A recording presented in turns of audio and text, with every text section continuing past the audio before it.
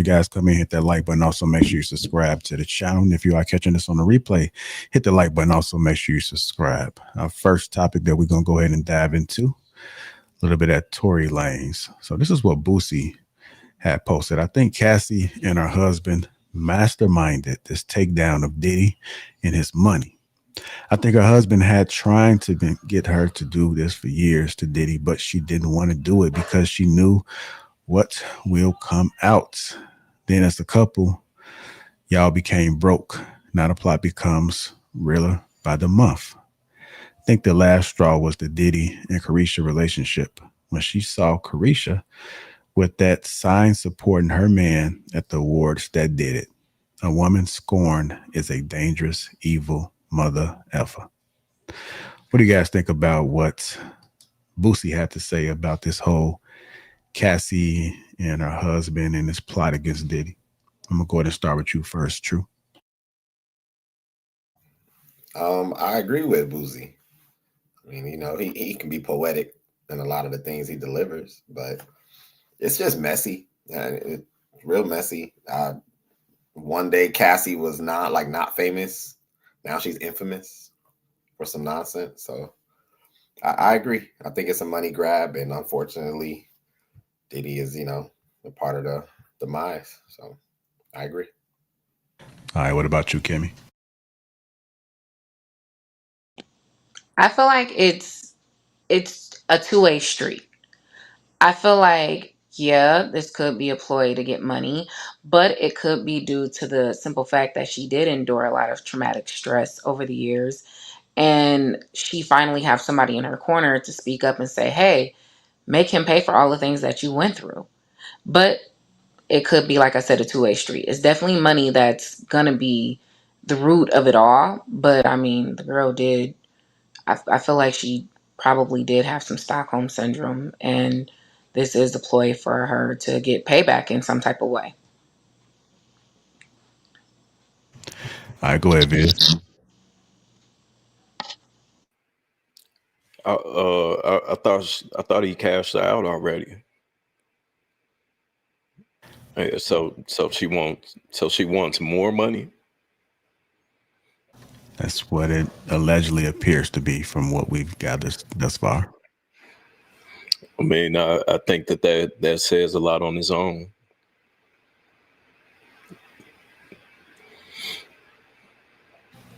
All right, go ahead, Hank.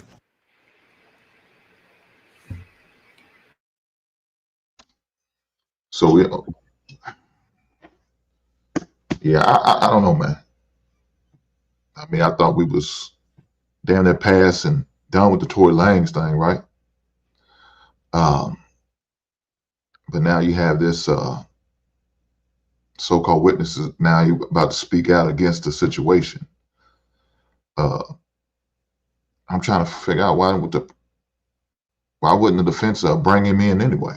I mean, did they try to bring him in, but they told him that his testimony wasn't necessary? I don't know. Look, whatever they believe or whatever it at least opens up the opportunity for at least the man to get another trial. I mean, I really think it does, especially with this type of evidence, and especially being that he wasn't able to testify in the first hearing. I think it really opens a door for that man to get an opportunity. Hopefully, his lawyers are taking notes and seeing this and pushing it. You know what I'm saying? At least give him that opportunity. For we've seen way too many times an innocent man go to jail for damn near nothing. And guess who has to pay for that? Us as taxpayers. They're gonna sue the state. They're gonna sue the police departments, and sometimes they even sue the people that prosecuted them. I mean, so we're gonna end up paying for this somehow, some way. So at least to try to avoid shit like that, and you got situations like what we got now, yeah, I think that man deserves a retrial. At least hear what this witness has to say under oath, and give the prosecutor the opportunity to cross-examine to make sure he's credible and all that good stuff, and then just go from there. I was having this discussion maybe a couple of days ago, and it was in reference to this Cassie and Diddy, where a woman that's the age like 18, 19, 17, they're being groomed at an early age because they're not mentally there yet. How do you guys feel about that? Do you think that even though it was consensual in a lot of ways, allegedly, in the beginning, do you think that that's still grooming, even though a woman that young may consent to doing so?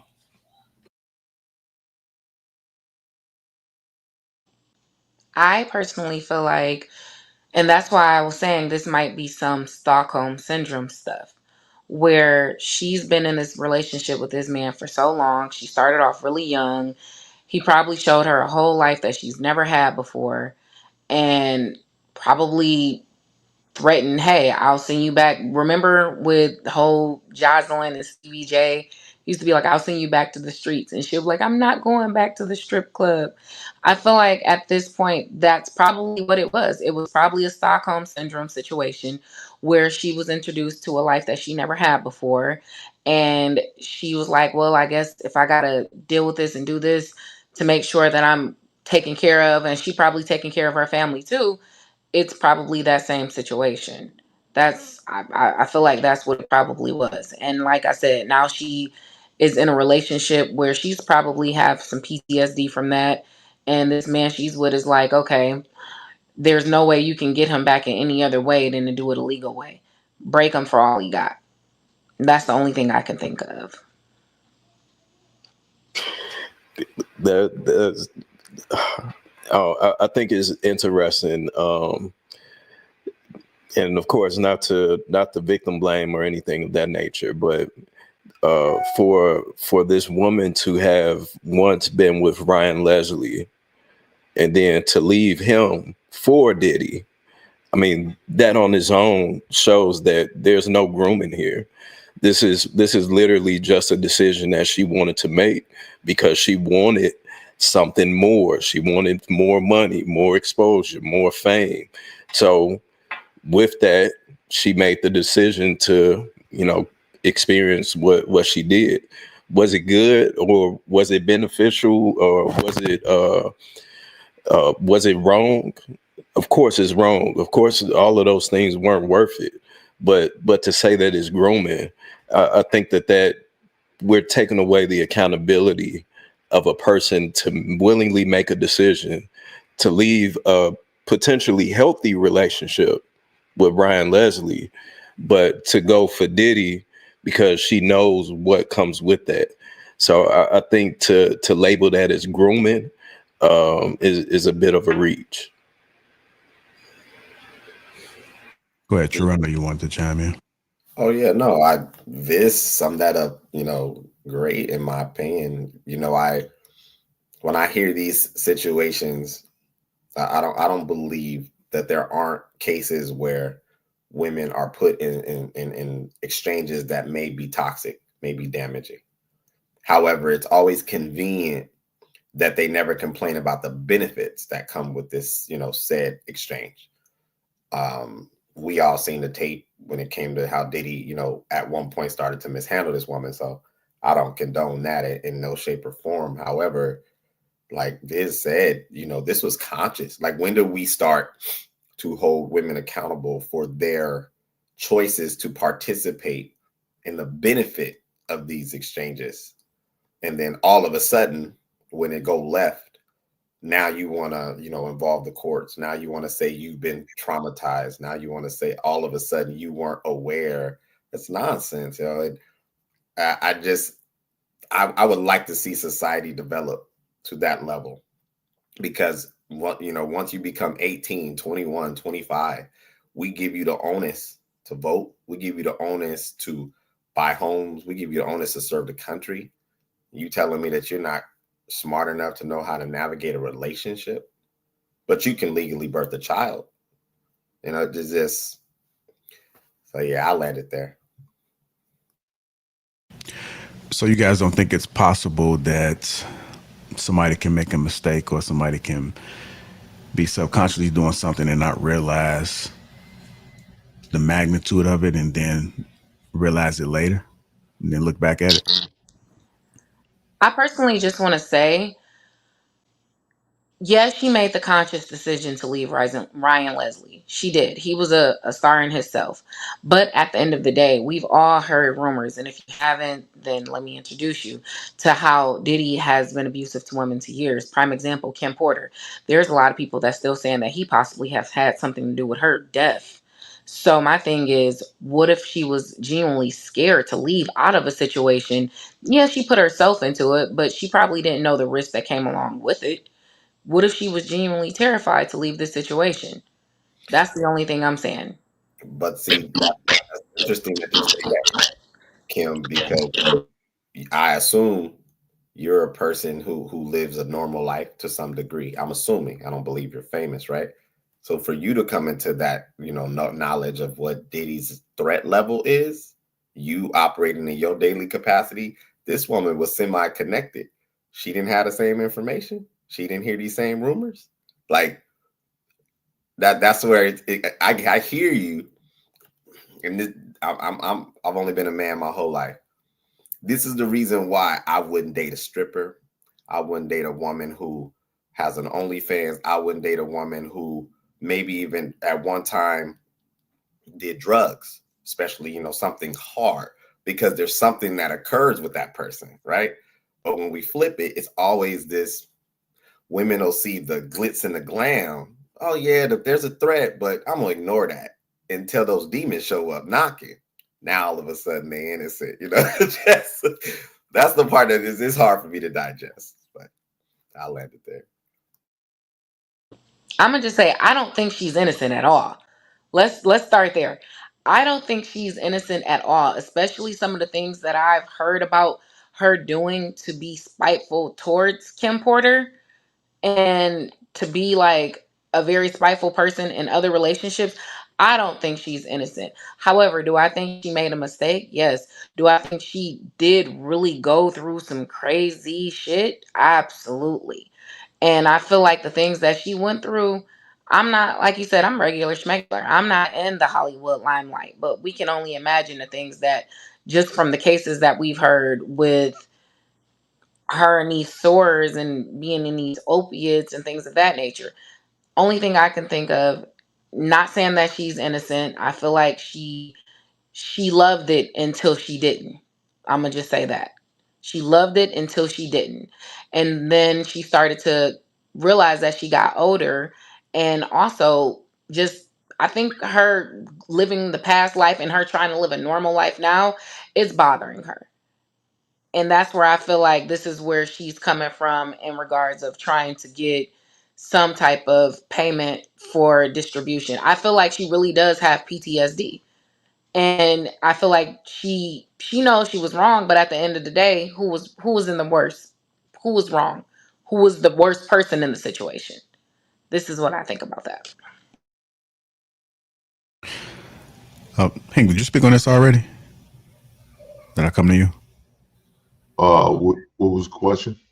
Okay. Boosie said a scorned woman can be more dangerous than people admit in public conversation. You think Boosie was right when he said that? Oh shit. So hold on. I think you asked the first time. I thought we was talking about Tory Lanez. Yeah. Wow, God damn. My bad. Yeah. What, Like we were talking about Tory Lanez. Huh? You should have cut me off. I was talking about the wrong shit.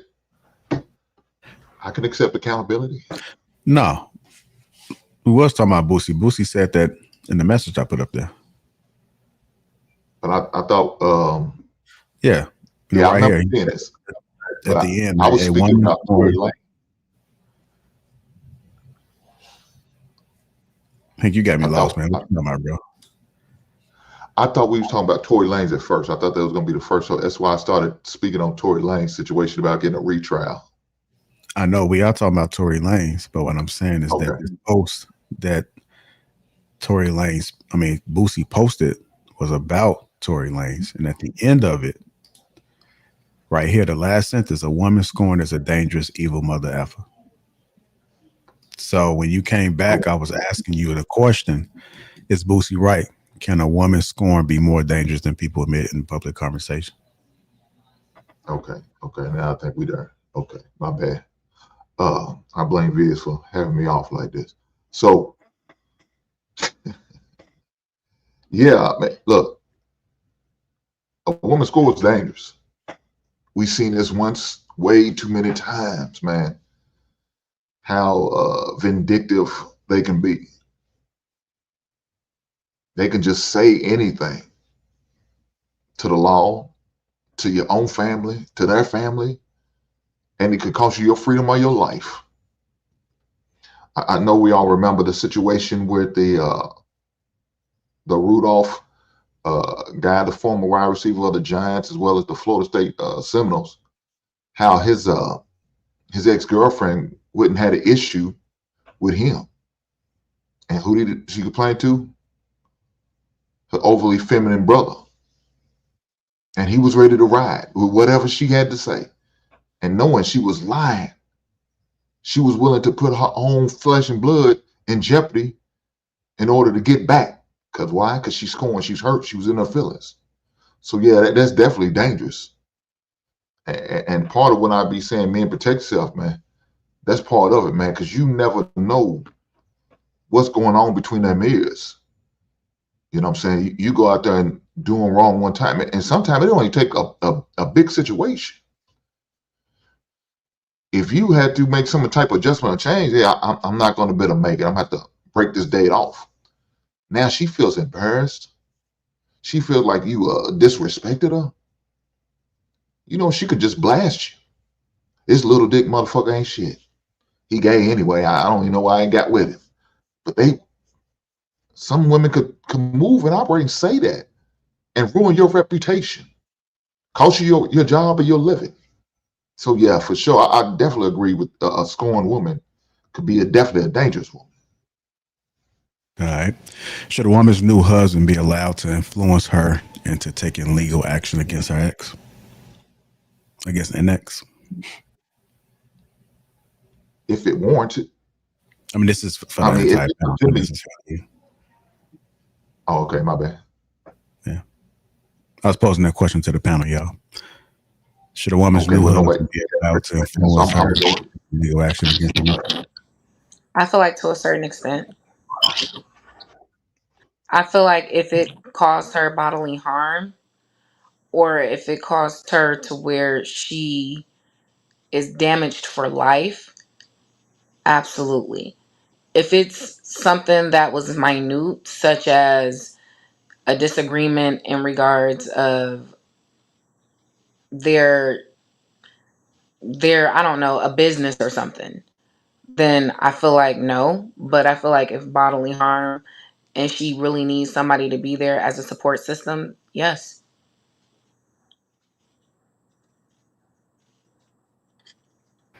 Would that be would the motivation of that impact that?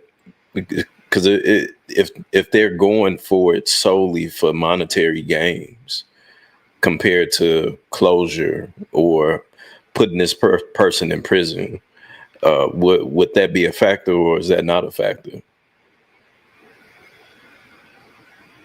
Are you asking me? Yeah.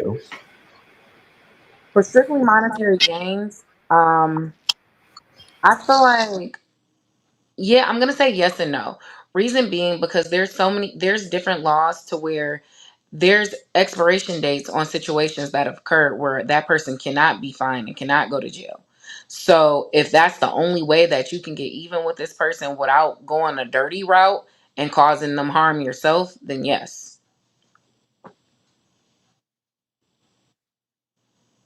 All right. We did have a super chat came through. Mr. Travolta with the 125 foreign currency. Are you strong and independent or you're not? Where are the men taking women to court for coercion? There are none. Are only women victims. There are only women victims. Thank you, Mr. Travolta, for that. Appreciate that. Let me go ahead and run this clip. This is Jason where he said that he spoke with Tory Lanez via text message. DM me some time ago. I never like to put receipts up, but let me go ahead and just pull it Man, out. free him. I'm gonna tell you exactly what Tory said to me. Hold on. Tory Lanez. Let me go back to the pre-stabbing dates. Hold on. Oh God. Tory Lanez. Okay. In a text message between Tory and I said, yo.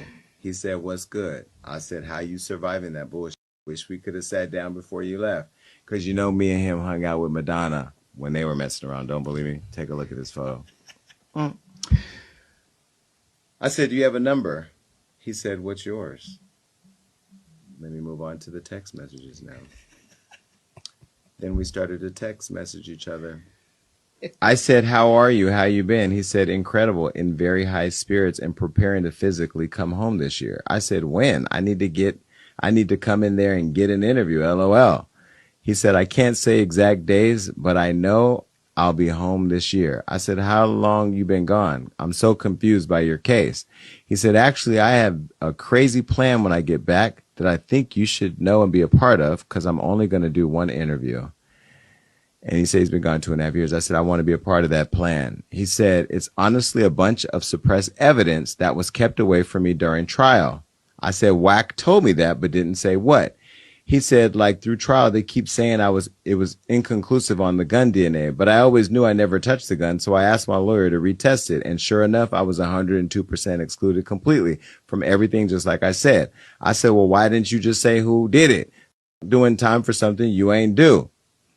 He said, I took the rap for Kelsey, never wanted her to go to jail, and I never wanted Megan to get hurt or anything. So in me stopping her from getting shot, I got the raw deal. Crazy how life works.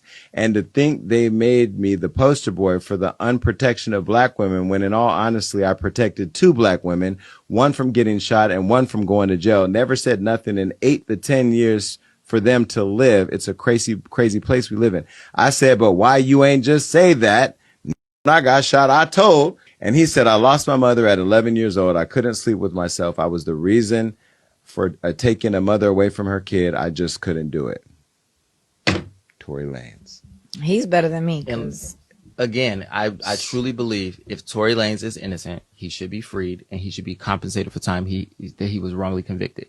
But I also believe the person who pulled the trigger, that person should go to jail. And if Meg conspired to set him up and lie on him, of course she should do time. But I'm just saying, in an instance like this, and I don't like this long-winded explanation. No, because but the word conspired is so problematic because even if she didn't know, then she doesn't know. She can't say. That's what I'm saying. So in an instance like this, we should all agree, if I'm in a situation that I did not know what happened, I shouldn't go to jail for that. Because I wouldn't want that for you. But I'm saying if the person did lie intentionally and set the other person up, she should go to jail. Megan, you might be going to jail, girl. All right. If Tory Lanez really took the fall to protect Kelsey and Megan, is that loyalty or self-destruction? No, to me, he's a sucker, man. He's a goddamn sucker for doing that shit. At the end of the day, you call me what you want to. You call me a snitch, call me a rat, what you want to. I don't give a shit.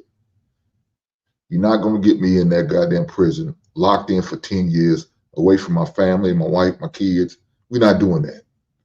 And to try some man to try to run up on me and have his way with me, bullshit. Not going there and get shanked and stabbed up, bullshit. But that's what he put himself up for grab for. He's a small man. They going to snatch his little ass up. He done for. They already proved that they could get him. They could put hands on him. They hit him a couple times with that goddamn knife. Why would you do that for what? Because you had flashbacks of your goddamn mammy? No, your mammy should have told you better. Should have told you don't take a fall for another motherfucker that you didn't do. Instead, you sit there and be quiet and accept it. You said, thank you, big brother. May I have another? I'm not doing that shit. So he's a goddamn fool. Ain't nothing got to do with loyalty, JR. Has nothing to do with it. Because let me tell you this. Where was the lawyer at for you? They wasn't loyal to you. Was the lawyer at? There was none. So you loyal to some unloyal motherfuckers. You wasted your goddamn time. This heifer knew you didn't shoot her. and she didn't say shit. The girl that did the shooting, she didn't say shit. When was the lawyer at for you, dog? Right where it need to be. All right, go ahead, Kimmy. So, first off, let me start by saying I am a huge Meg fan, but I'm also a really huge Tory Lanez fan. Regardless of the fact he makes phenomenal music, it is what it is. But on the situation, if you like pay attention to when it first all started, the reason being he was messing with both of them, blah blah blah. Kelsey constantly screamed that Megan didn't clear her name. She was very upset, and their friendship ended because Megan did not clear her name. So from what I'm taking, she didn't know who shot her. And she even said it. I don't know what's going on. I just knew I was hurt by two people. Now, if all the evidence end up coming down to Tory and him taking the fall for it, even from the phone conversations when he was in jail and was talking to Kelsey, like, tell her I'm sorry, this, that, and the third, that's his own downfall. I'm not going to blame, if somebody shot me, somebody shot me. I don't know who did it. But if everybody's saying that is you, and you sitting here taking the fucking blame for it, then it's you. She didn't clear Kelsey's name in shooting her. They both made diss tapes against each other in regards of the situation because Megan did not clear her name. So that's Tory's doing and that's Kelsey's doing, who set that shit up. That's just how I feel about it. I can respect that. Go ahead, Viz. What you thinking over there, brother?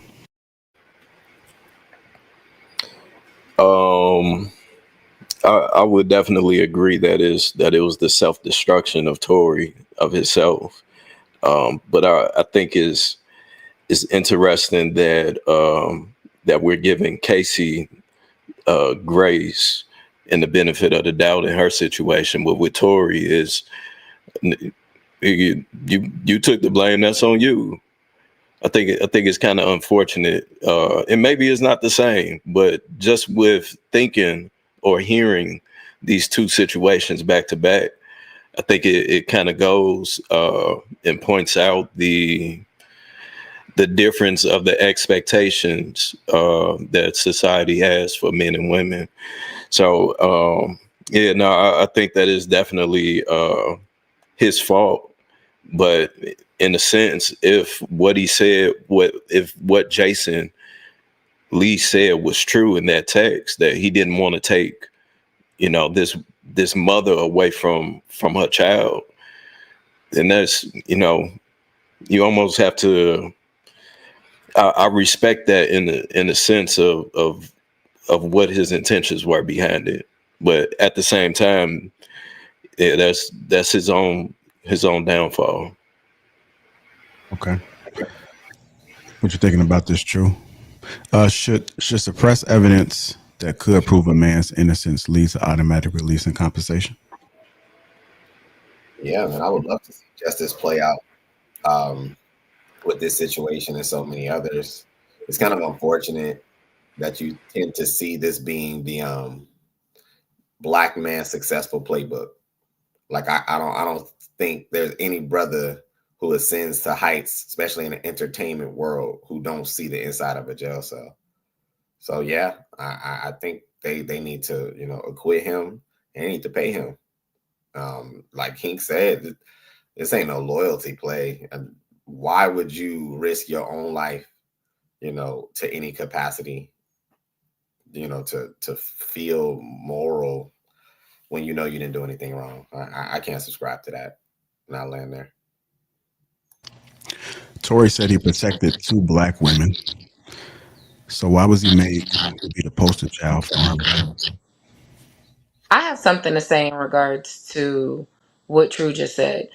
I feel as if not only should he be compensated for doing that time, but at the end of the day, I just feel as if and I'm not going to say what he did is not something that I've seen a guy go to jail because out of a domestic violence situation where police were called and he was the one who was getting beat up, but he didn't want this girl to be taken away from her kid.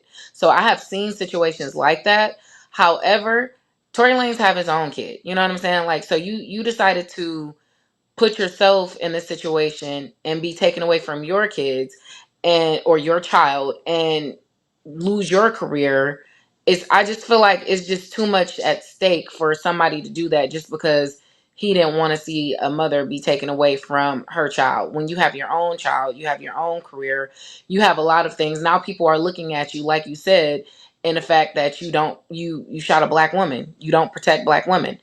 I just feel like if it is this situation to where it is more evidence showing that Kelsey was the one who pulled the trigger than him, then I don't know. I feel like it's ludicrous. I feel like if that was the case, she would have been the one that would have been trialed. Yeah, but it sounds like what we was talking about earlier. That scorned woman situation. That scorned woman situation will is dangerous. Like I said before, it could cost you your life and your freedom. And so right now, two things happened. It could have cost him his freedom because when he was in jail, just not too long ago, the man got stabbed multiple times. That was his life at hands. It already cost him his freedom because he was in prison. So most of the times we watch this stuff happen. You're not going to victimize the victim, and this is what it is. So Megan was a victim, regardless who did it. Megan was a victim, but we're not going to victimize her like she had something.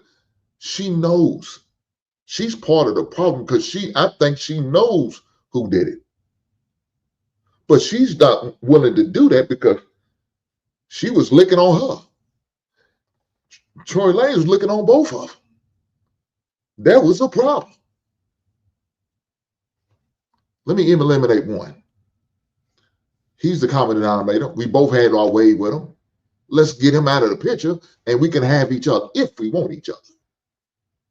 I wouldn't be surprised. There were some conversations that wasn't had during that meantime between the law getting there and the whole situation popping off. Please believe you me. I wouldn't be surprised. They said, girl, we about to get this dude sent up river. But see, I have to And we're going disagree to go with for that one. because I followed this situation real heavy. Like I said, I'm a big fan of both. The biggest problem was when the whole situation occurred, when she first was saying she stepped on glass. Kelsey and Tory were the ones that were in cahoots. Kelsey and Tory were the ones that were friends during the situation. Meg removed herself completely from both of them because, like she said, I don't know who shot me. She even made a statement. I knew I was hurt by some from people that I love. And that was just that. And even continuously down the whole situation, they were saying that, Kelsey might have took some money not to say anything. It's pretty much stating that Kelsey and Tori are the ones that's in cahoot more than Meg the Stallion and Kelsey. So, but did you just hear what you just said? She said she stepped on glass. Right then and there, she's agreeing we in cahoots. We not telling the whole truth. Because if they had to say what really was, then all parties had to get that gun residue test. Instead, Fact. she told the Just people. like she said she stepped the reason she said that, and I mean you gotta admit, I would be the same way. It's you in LA where they're known to beat black people ass and kill them just off the strength. You're in LA where there's multiple police pull guns. She not trying to see nobody get shot. She not trying to see nobody get beat. She said what she said for that purpose. That is why she said it. And I mean, So, regardless of what happened, I don't think, and let's all be clear here. Tory is not charged for shooting Meg the Stallion. Tory is charged for having a gun. That is his biggest thing. With him being on, I guess, papers for him not to have a weapon. That is why he's being charged. If it's his gun, regardless if he touched her or not, he still had it. okay, so you know, she wasn't okay with all the police and all of that. What you just said. She okay to watch an innocent man go to prison for 10 plus years, get attempted murder. She okay with that? Yeah, I'm that's some saying she crazy work. doesn't know who shot her. That's what I'm saying. I think she does. I think she knows who shot her. I think she really knows who shot her. I think she's okay with saying who she thinks shot her. She's been pushing it. Look, she's been the defendant on the situation. She even testified that he shot her. So she knows something. I thought it was Glass. Now it went from knowing Glass. Now somebody shot me. I know who shot me. It was Tory. No, dog. Yeah, you knew. But like I said earlier, she didn't want her lover to go away.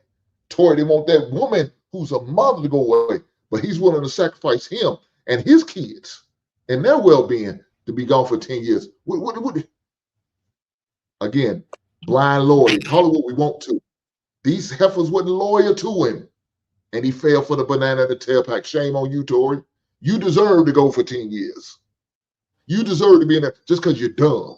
You're foolish for not telling what you know. You definitely deserve to be in there.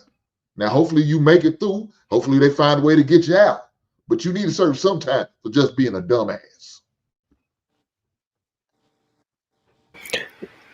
Yeah, even with just trying to justify her saying that she stepped on glass because she didn't want something to happen to these three celebrities, I think that's a hell of a reach too. I think if that was the story that they came up with, or the story that she gave, that was the story that all three of them came up with when the situation happened. I mean, that would make the most sense. But to say the other part is kind of like that sounds crazy. They all have money to get decent lawyers to where this all could have got swept under the rug. Even if I haven't followed it, I don't know much about it, but even for it to get to the extent that it did, I would even have to question that. Like if she went in and said that I stepped on glass, of course a gunshot wound is going to look a lot different than someone stepping on glass.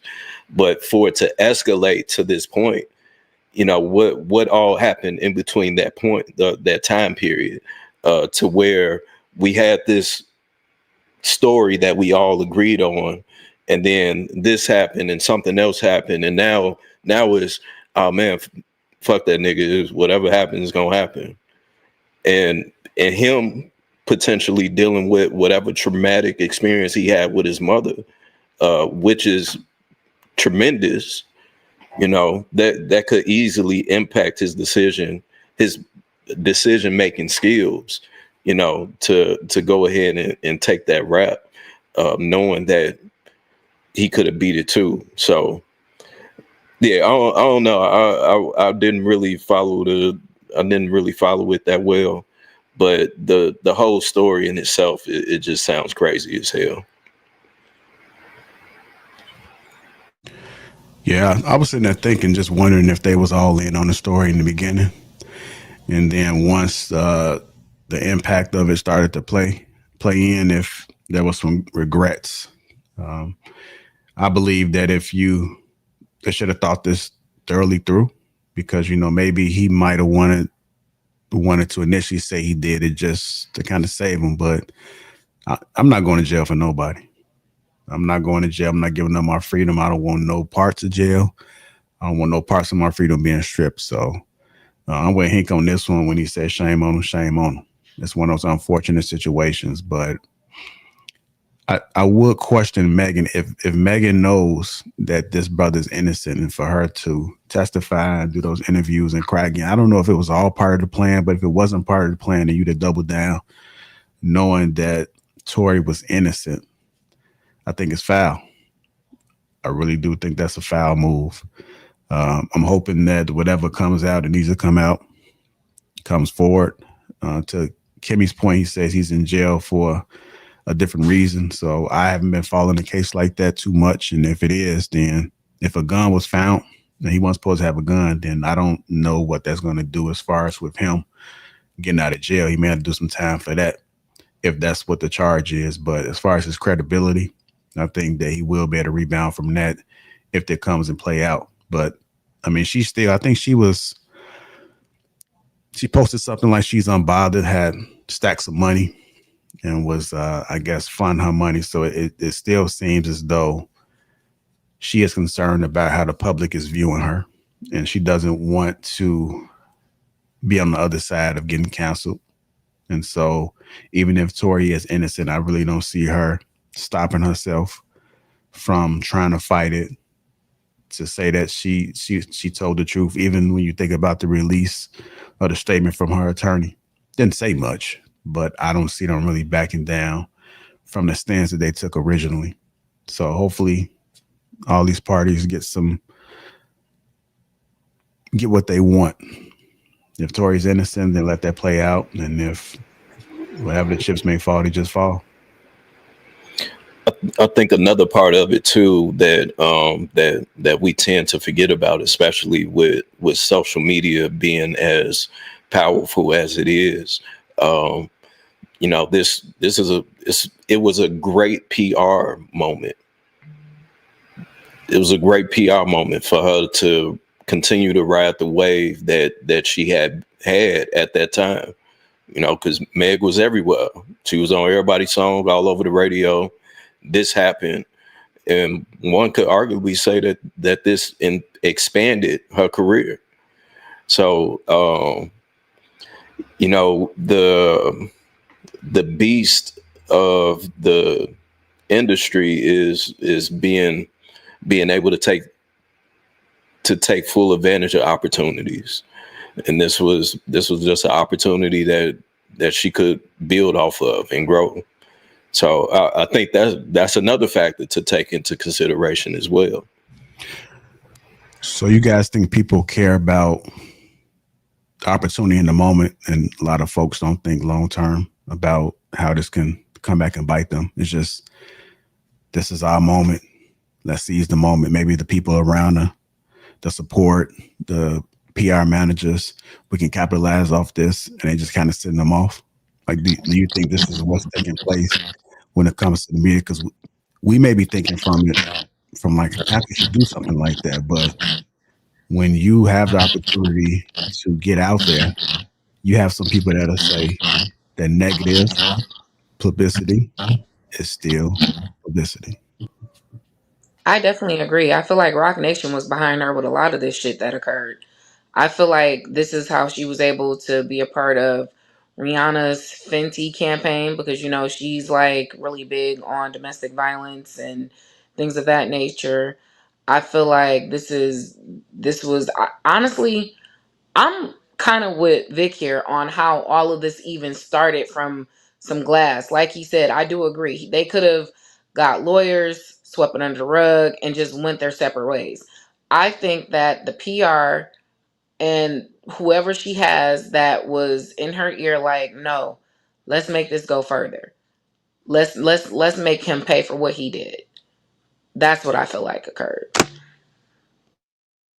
All right. We're going to go ahead and keep it moving, y'all. Somebody want to say something? Go ahead, Hank. Yeah, because but this just further let's us fellas, men know you're sacrificial lambs on a regular basis. You are a sacrificial lamb on a regular basis. This is so dangerous that something like this is going down, and it's about whatever it takes to get what I need, to what I'm looking for, whether it's financial, clout, attention, whatever. If that man V is necessary to throw him under the bus in order to get that, we're willing to do that. We don't care about our black men. We don't give a shit. Jay, I say all the time, they don't give a damn about us. Unfortunately, a lot of these ladies like this don't give a damn about your men. They don't, because you got situations like this, continue to prove it. I need to see more situations that's going to disprove. But we're not seeing that. All right. If you guys just tuning in, make sure you hit that like button, and also make sure you subscribe to the channel. I want to thank everybody that's tuned in thus far. Hopefully you guys are enjoying the show. We're going to go ahead and keep it moving, man. Nia Long dated a grown man in high school. Is that okay? Let me go ahead and run this clip and we'll get into it. The girl that ever went to prom. Like, my boyfriend was 30 when I was in high school. I know my mother was crazy, but you know what? He was I would never ever let I mean that in a good way. Like, she was an artist. She was like, well, if that's who you love, baby. And he was so good to me and kind and like, right? And he did it the right way. Is it ever appropriate for a grown man to date a high school girl, even if her parents approve? The fact that a room full of women was sitting there laughing and giggling at her saying that is insane. That accountability be convenient as hell when they want to choose it. It's crazy. It's crazy. All right, so what you think about that question? Is it appropriate for a grown man to date a high school girl, even if her parents approve? No, hell no. If she's 17 in high school, no, absolutely not. Go ahead, Kimmy. You know, it's funny that you guys are bringing up this topic because I talk about this type of situation a lot with my fellow peers. And I'm going to say absolutely not. And I'm going to say I was a victim to circumstances. And now that I look back on that shit was not okay.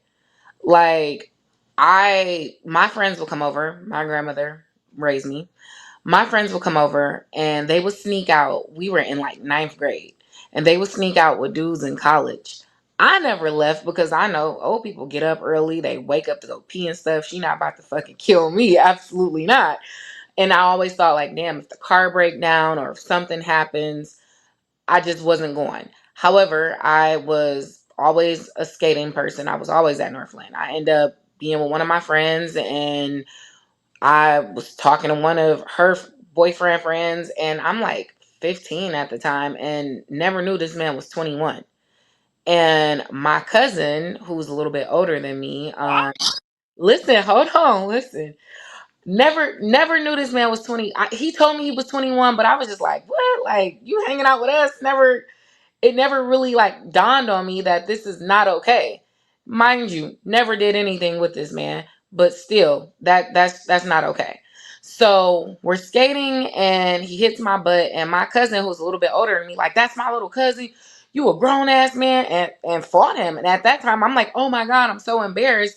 But now that I'm older and I look at it, he did exactly what he was supposed to do. Like, that's not okay. It's not funny. It's not cute. We just talked about the grooming situation. That right there is a prime example of what it could have been. I, as a parent right now, would not think that shit is okay. I wouldn't want my kid, because they have a different mindset than younger females do, and they can mold it to whatever they like. That's not funny. It's not okay. It's not acceptable. Why do you think some young women, and this is to the panel, romanticize relationships with much older men? And what role do their mothers or female role models play in that?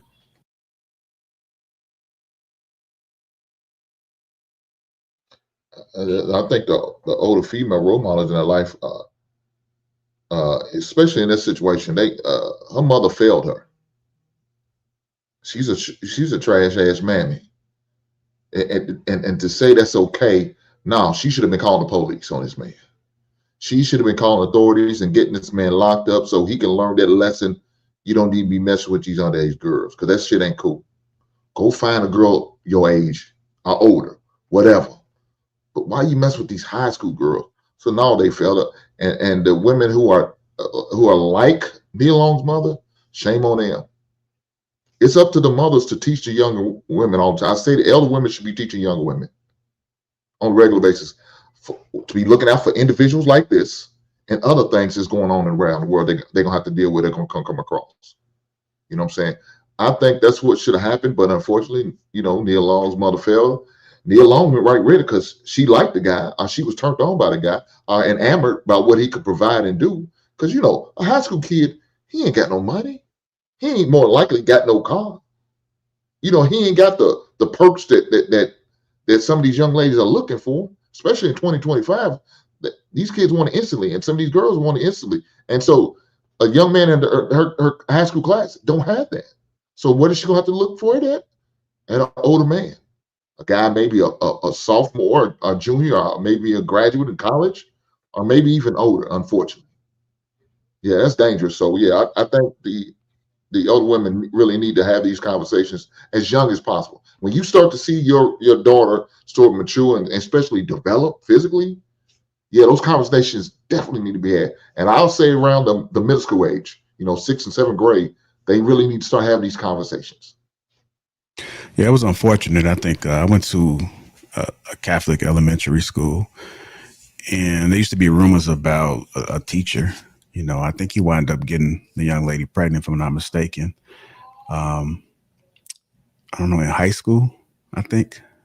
I don't know this to be factual. These are just things that I've heard since elementary school. But there was rumors of them two messing around, and he wound up getting her pregnant. So these things do occur. And Hank is right. You do have to start at the age of like 6th grade, 7th grade, because women, well, young ladies are developing, and we do have grown men that have appetites. I have a daughter, and I would hate for her to be put into these situations. So I'm more on the trying to prevent as much as possible. You can't control, but I think if you start early and if you present yourself, you have a higher chance of having an influence on that decision and making sure she don't make that same mistake.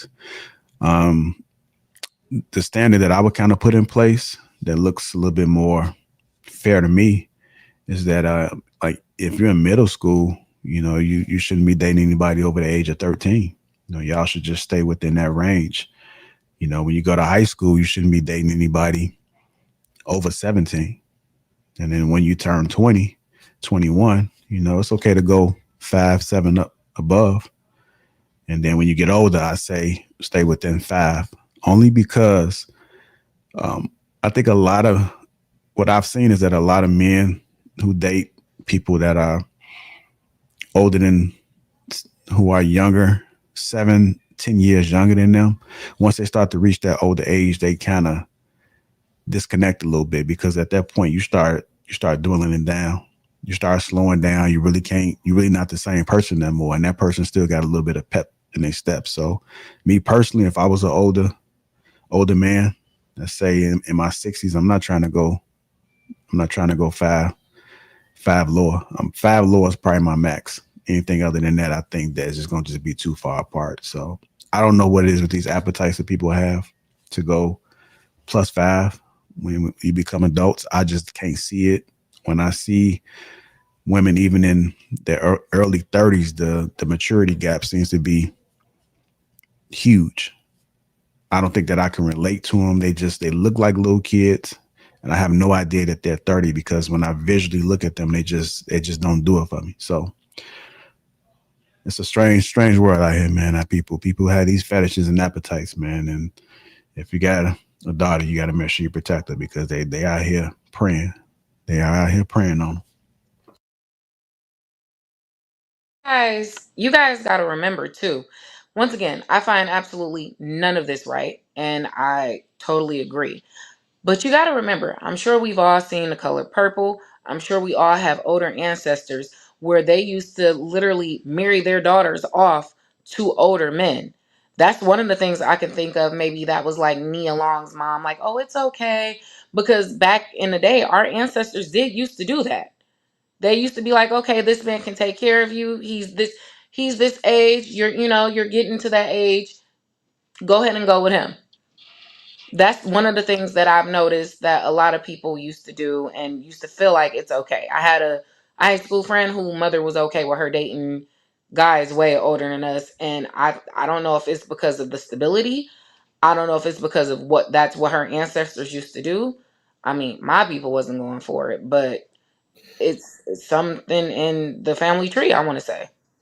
Yeah, I want to bring like somewhat of what you're highlighting, Kim, because I appreciate what JR said and everybody said thus far.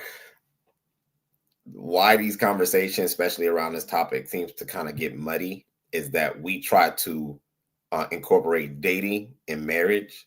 And from what you even said, Kim, we didn't used to live like that. Dating is a very new concept. So I agree that if you have a daughter, a cousin, females in your family, her being underdeveloped, her being underage, she should not be participating in dating someone who's significantly older, because all he got for her is dick. And we know that already, right?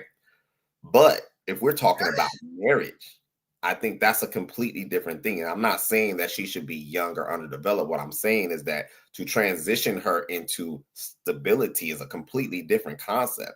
And I think we try to mix it, because someone who was maybe in their 20s and then they found their wife at 15, 16 was okay because they were building family.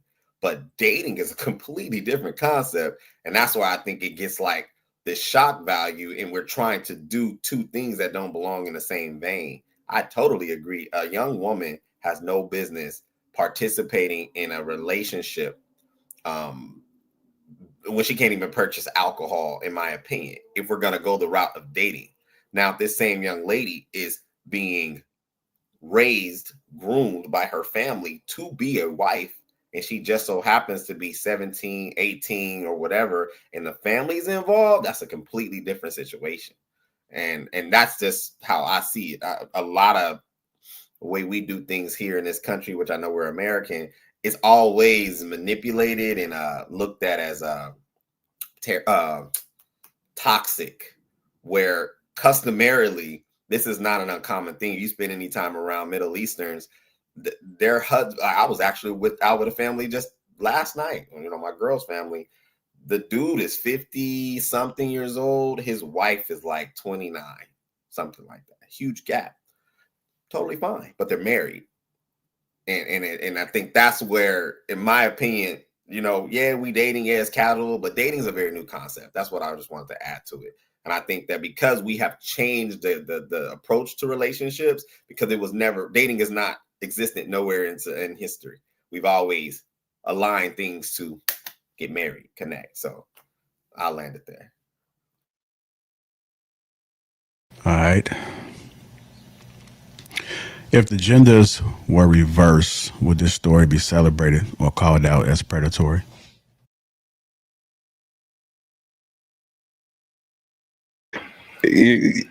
We just saw it with Shannon Sharp, and that was a strictly transactional relationship. So here we have the same very group of women that's when Nia Long talks about her dating this 30-year-old man in high school, and he did it right, and everybody but when the shoe is on the other foot, that's disgusting. He's a predator. He's a pervert. He's this. He's all of these things. Oddly enough, even if she would not have said it with a smile on her face, everyone's reaction would have been different. So it's convenient. I have a question. When you say the roles reversed, do you mean as if a woman dating a younger man? Yes. A woman dating a younger man. So we all know that it was still frowned upon when that Drea girl started dating that guy who was 23. And I forgot what basketball player it was.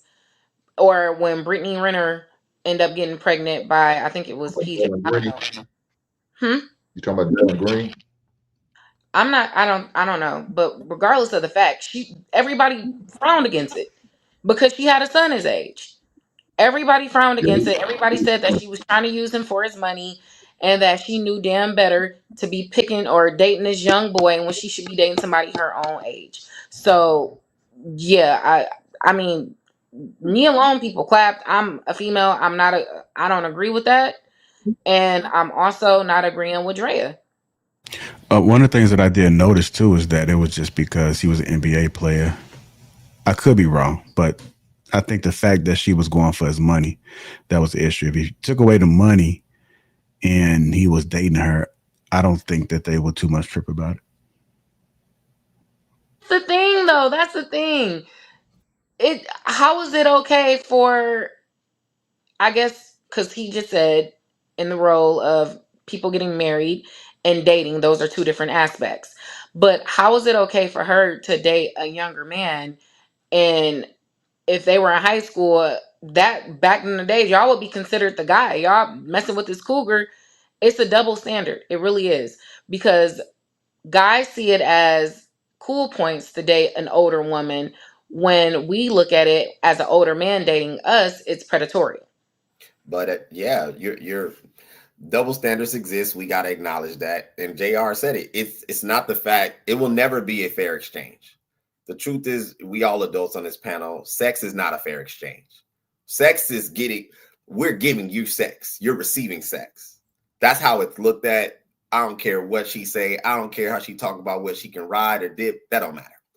The point is that lady was predatory in a sense of she was trying to sustain a bag, and it's never going to be looked at the same. Yeah. It was distasteful. That's really, really what it was. I don't see why this is hard to digest, because there's just certain things that I don't believe as male and female we can exchange equally. It's kind of like current day where you have some women who are making exceptional money. They're not looking for a house husband. They still looking for someone to come in and hold their weight. That'll never be something I think that our society will ever catch up to. It's like, oh, she got it. I don't need to do nothing no more. And it's the same in this exchange. We as men are parked in our position. We're expected to conduct ourselves with more decorum, class, grace. And unfortunately, sex from us to women is very predatory a lot of times, especially if you look at he's older and he'll manipulate and all of these things, which is just sad in my opinion. But I'll end it there. Oh, I mean, think that days with us men, we wasn't trying to date the older women. We was just trying to fuck them, Kim. I know y'all may think we wasn't trying to date them. We was trying to get our marks. We was trying to get opportunity to get somebody who's a little bit more seasoned than some of these high school girls was, because they wasn't topping us off. But these older girls, they was topping off. Give them opportunities with them and get the hell out. We wasn't trying to cuff them. We wasn't trying to hang out with them. We wasn't trying to take them to dinner. We just trying to get some ass. Hey, but to True's point, I think that transitioning is happening to where women are looking for somebody to just be in the house. We just did a clip on the Diana Ross's daughter, where she was openly saying, I'm looking for somebody young, somebody that's fluid, they down to do whatever, type of deal. And I think that fits that very category of what you were saying. Yeah, she's a one-off. I think that in mass, we're always gonna have exceptions, right? Like a Rihanna and ASAP Rocky is an exception. That is not a common thing, right? But in mass, I could be wrong. I don't ever see women collectively being excited about taking care of a man. I don't see it. They get a knee-jerk reaction on the fact that they got to do anything, even when we're paying for stuff. The fact that we pay for stuff and they still got to do something, they get a knee-jerk reaction. Then you're going to say she got to make more money, take care of you, and then still do, because we're not giving up what we want, fellas. You know what we want. We want the top off, like Hink said. We want, all of those things. And she's spinning the bag. I don't see it, bro. I don't see it. I think that is probably more common than what we may be exposed to, especially with the boss bitch movement. You know what I'm saying? Those women in particular, they get off that by being able to be dominant over a man, being able to hold that over their heads. So I think that is actually more common. And the fact that she said that on one of the most influential Black women in the culture, that's gonna open the floodgates now, to where women of that age and maybe even younger are going to be looking for men that they can do that to. So I think that is I think it's a lot more common than what we believe. And I mean, just over the course of time, the past 10 years, I would say, a lot of the things that we once thought was like, oh no, that'll never become the norm, or that'll never catch traction, is literally the norm now. So I'm interested to see where it'll head. All right.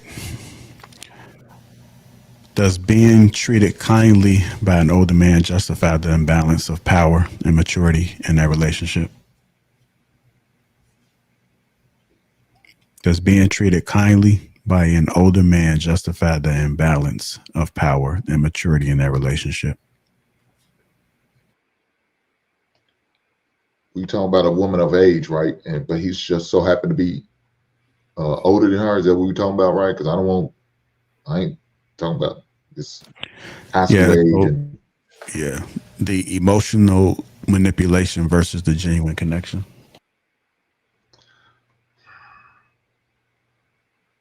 And you asking, is that okay? I'm asking, does being treated kindly by an older man justify the imbalance of power and maturity in that relationship? Look,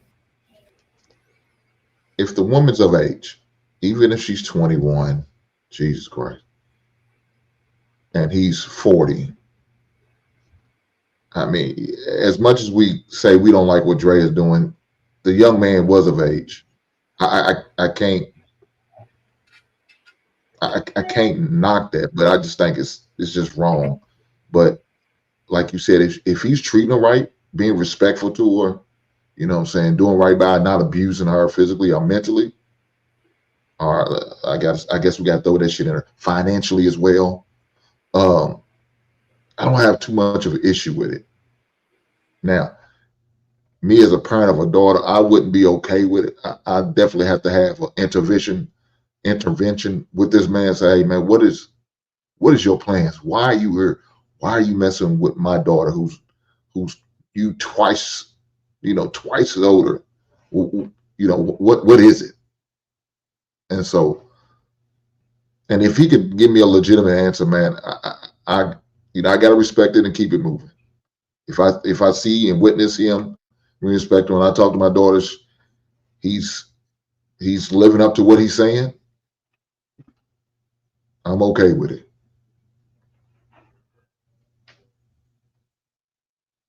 All right. How should stories like this shape the way we guide young girls about love, boundaries, and value?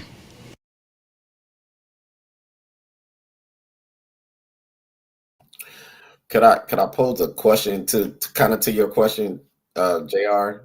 Yeah, hold on one second. Kimmy, we can't hear you, so I don't know if I saw you came off the mic. I don't know if you got a phone call, but you might want to go back out and come back in. Go ahead, True. Do we as men know within our circle or just observe reality, men by default who are looking to get into relationships with women and take advantage of them? Because there's always this narrative that's created that because he's older, she's younger, automatically he wants to take advantage of her. And I personally don't know men in mass who get into any relationship to take advantage of any woman. So I'm just posing the question, do you men see it as that when we're approaching relationships, whether she's the same age, younger? I know that I am aware that there are predators out there. There's guys out there for sure that will take that approach to women that they know that they can, manipulate in that manner. Is it on a grand scale? I don't know if I can say that. Do I know a bunch of them? Definitely not. But I can't be naive and say that it doesn't happen. I'm quite sure that it very much happens. Yeah, to answer the question, I don't know any man that has an appetite that's within my circle that I know of that's public with it at least, that has a desire to date young women like that. But what I have seen is I have men who I've been associates with who, for an example, I had a guy that was looking for a woman that had a lot of things going on for her because he didn't have much going on. So it was a benefit for him to find a woman that he could benefit from as far as having a place to stay, using her vehicle, getting money. Typically, she had lower self esteem. And so he was a predator in that nature. I've seen men date women that they could have a say so and more control based off their finances and based off of their mindset because the women who had things going on, they were more of a threat as far as not being submissive. So I have seen that where I wouldn't say prey. It was more of a preference choice, and they had a little bit more leverage when it came to that. But I don't even want to know a man that has that mindset. I don't want to be around them. I couldn't see myself being around a person that was dating. So if somebody was doing it, I had no idea that they had this fetish. Yeah. I think even if we look at you know, I don't know if y'all did the club scene at any point, but even like with the guys that hit the club scene and their primary goal is to go after the low hanging fruit. I know I want to take some home, so I'm gonna go after whatever low hanging fruit is in here. Would that be considered to your point that you're trying to make, True?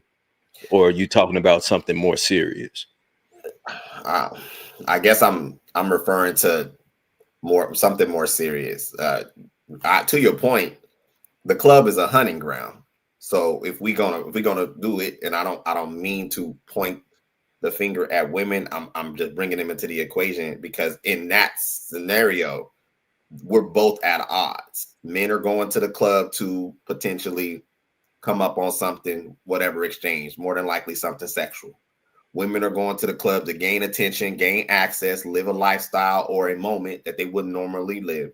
So in that particular exchange, I think that's a good example, but a terrible one if we're looking at it from a, integral exchange.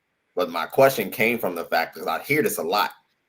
Me being a man, me interacting with men like yourself and thousands to this point in my life, I just don't see men by nature who have negative mindsets about women, where when he's going after her, he's going into it to try to gain leverage and manipulate from a negative perspective. And it's always baked into, if he's older and she's younger, avoid the fact that they're attracted to each other. Avoid the fact that, they're just interested.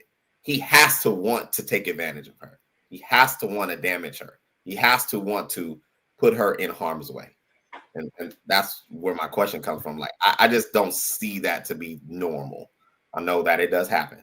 We have serial killers that exist. That does not mean everybody's coming outside with a butcher knife, So I just kind of curious on where that comes from in our land. Where it comes from. Because I think it does exist. I mean, especially with social media, I think it is seen. Maybe the man that's on media may suggest it. He may not come out and be direct with it, but it is something that I think it's more easier to come to a conclusion in a lot of situations as far as people dating women that are younger, and especially with the whole gender war thing and how women are being able to provide for themselves and not necessarily have to depend on the man. I do think it all ties in together as far as where if you get somebody that's younger, then you can get them in check more than you can get someone that has success, that has a career. Like, you can't really get them in check. So I think it may come to answer the question. It could come from there. Yeah, because this example of the club, right? When, in my time when I was out there clubbing, I used to have to, in the moments, we were conversing. Sometimes girls were very apprehensive to just hang out past the club, and their first thing was like, "You're not gonna steal me, are you?" And I'm like, "How many people been stolen?" Like honestly. Now we know it happens. But I think that's where I don't know. I just sometimes give people maybe more credit than I should. The news is wired to report negativity to create neuroticism. That's what it's designed for, to create panic, right? So that's why it's like automatically all you got to do is tell one bad story and put it on repeat. And then it somehow, some way becomes the norm. Women ain't getting stolen. Most men ain't, in my opinion, dating a woman with the sole intent to take advantage of her. I just don't see that. I'll land. I think Kim has something to say. Go ahead, Kimmy. Yeah, because after this, I gotta kind of head out. I kind of jump back in on a little bit of the conversation, and if I'm correct, you guys are speaking about the manipulation of men dating younger women and the expectations of them, more so what they gain out of it. Okay, so I have a friend who he prefers to date younger women, or he wants to find a younger woman, and he made the most I guess I don't know. I'm not gonna say it makes sense. His thing was, he told me women his age and older women don't listen. And he said that he's not in it. She could stay at home. She don't have to have a career and this, that, and the third. But his thing is, he wants somebody that he can actually be able to be a leader with, instead of having to constantly debate on who's gonna wear the pants in the household. And I guess I can see that to a sense.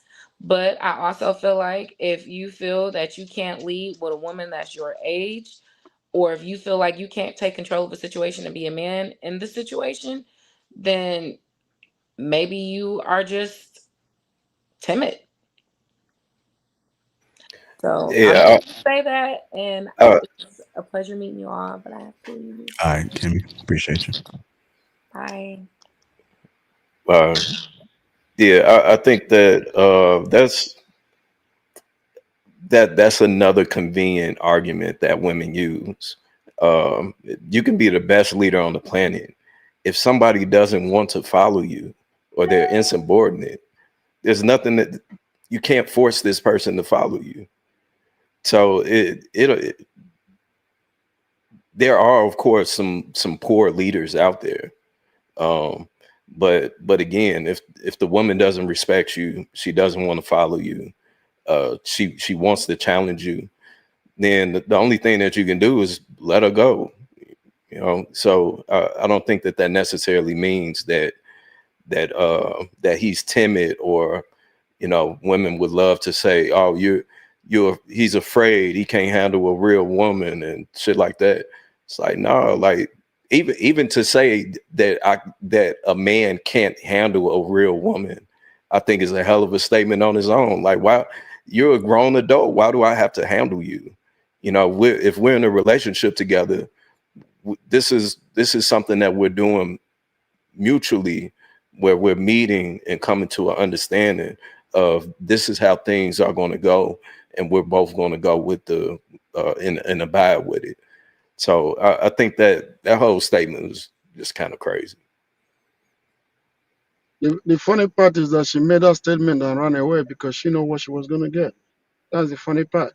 She made that statement and then took off because what she said was very dumb. I'm sorry. If she was there, I was going to tell her the same thing. No man is intimidated or timid because of a woman. But no man wants to have a crazy woman around his house that you're going to wake up to every morning and then you have to deal with that bullshit. I don't think any man wants to do that. I would rather be single the rest of my life than to deal with a woman that thinks that I'm timid about her. What am I timid about you for? You gonna beat me up? No. But um, one of the reasons why I came here. But let me say hi to guys. Hey, hi guys. How you guys? Everybody doing? What up? What up? Yeah, not too much. Yeah, I got to say something that Hink said. I think I left a super chat for that, but I got to say this, right? I understand that sometimes we as fathers we look after our daughters. We want the best for them, but sometimes we become the problem. The reason why is because most girls will tell you that they became more masculine because of their dad, not because of their mom. If you have a daughter that is under the age of 18, we should discuss the world out there with them. But one other thing that we also have to let them know, we have to prepare them for the world that is ahead of them. I'm not going to tell my daughter to date under the age of 18, but I will prepare her that whenever you date a man out there, understand that your end goal is marriage, not dating, because dating will go forever. But at the same time, I'm going to prepare for the age after 18 mostly. And I will never tell my daughter to date a man around her age or her age. Because guess what? Men that age only think with their third leg. We all were 18. We were 19. We were 20. We would rather have sex than to study for our exams. And we were careless. The reason why we have a lot of teenage pregnancies today, which I think we're not addressing, is because these girls are messing with guys around their age. If somebody's going to argue with me and say, "Oh, it's nasty for a 18-year-old girl to deal with a man 27 and 33," I will say to the same individual, how many girls do you know out there that are impregnated by a man between the age of 27 and 33? How many girls out there that have a baby daddy? I'm not talking about the street hoods. I'm not talking about messed up individuals in the head, the ones that already have multiple kids.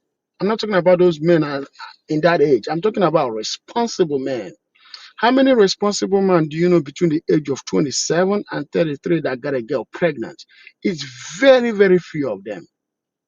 But we know there are vast majority of boys between the age of 15 and 25 that are 4 times, 5 times, 7 times baby daddies.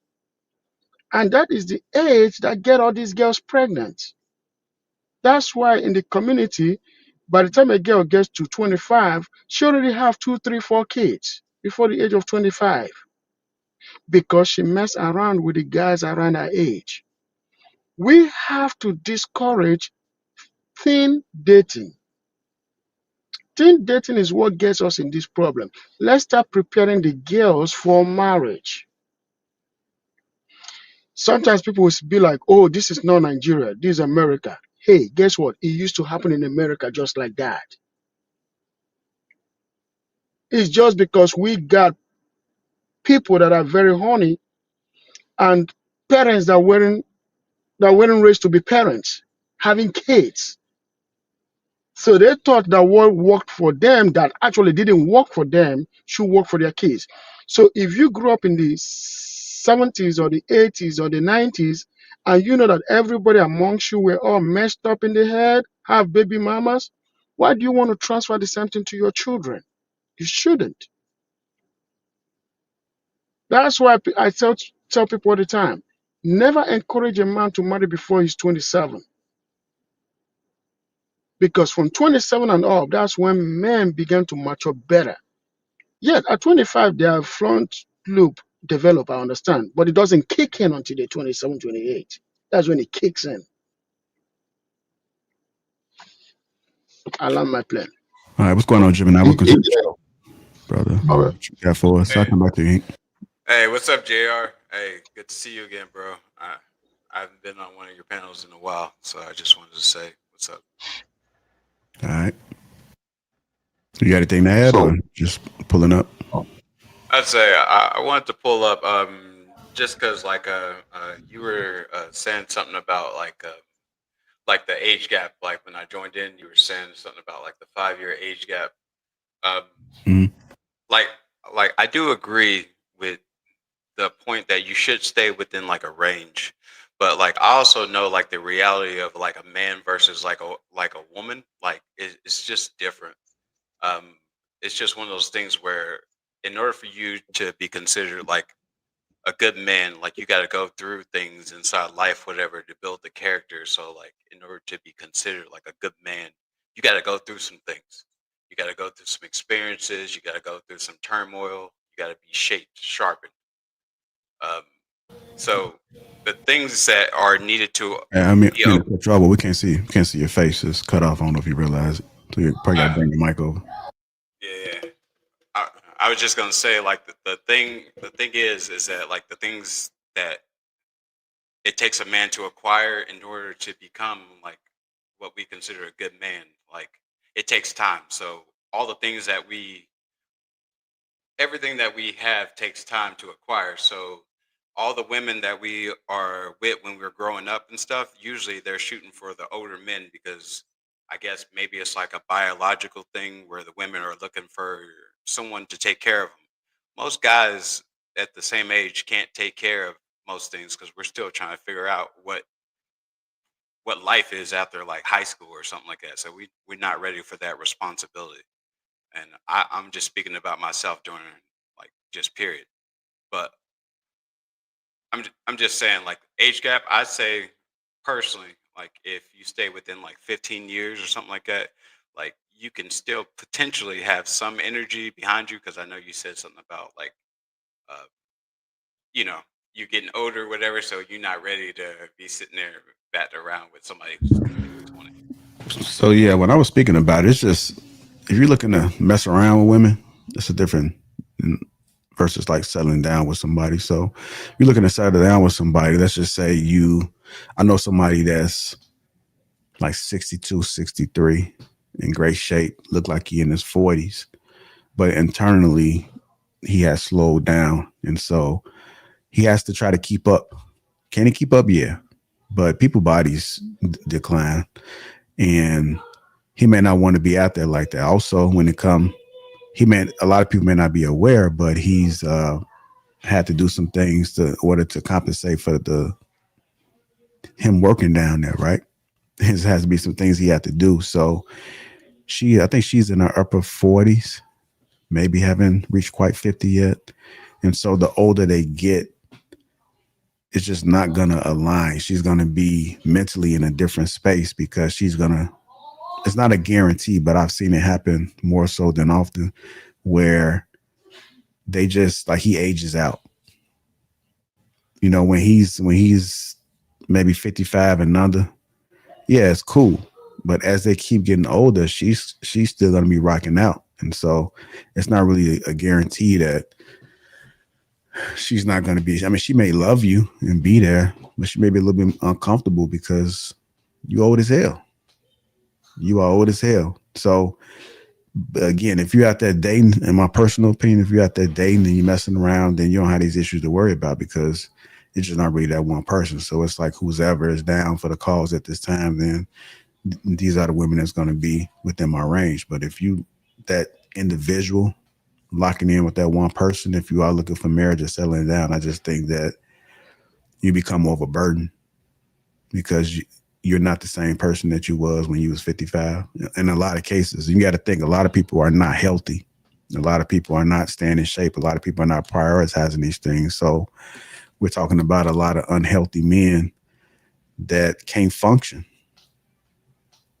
And then the men that you do that look youthful, that are active, they are in shape, you see them go a little further, but they still age out. Like you can't stop your body from internally shutting down in certain ways. And it's unfortunate. So when you age with somebody, you want to age with somebody that's a little bit more closer. And then that way you don't have those concerns and issues. But if you don't give a damn, then do what you do. But I've seen it happen where they're just old as hell. And I'd be like, I'm wondering if she out there dipping out or if she's getting irritated because they can't have a sex life anymore because it's just, and he didn't do no surgeries. It's just not working. The pills ain't shit working. And she has a desire. Now, maybe that love or that care may oversee her going out to go experience other people. Or maybe not. You just never know. So that's why I say if you keep it close, you ain't got too much to really worry about within 5 years. I think that's pretty reasonable. I mean, I think that you could potentially encounter that very same thing though, if y'all are the same age. You could Again, yeah, my no, life I is get about what you're saying. Like I'm about I get what you're saying. minimizing risk. It's always a risk, but to me, life is about minimizing risk. And so, if I can minimize it, it ain't a guarantee. But if I can, I think I would rather be more on that side, and then I maybe have a couple things playing in favor. Still ain't a guarantee, but I'm willing to get that more so a shot than I actually put myself in a situation where now I got the possibility, and then I got this age thing as well. Yeah, I think to Gemini's point, we as men know that our trajectory in life, our plight in life is different. And I just think that people need to be aware of what they can handle. I don't think that it's baked into the situation that automatically, because you're a 45-year-old man or a 50-year-old man, that you automatically are going to have limitations. I think that you have to know what you can handle.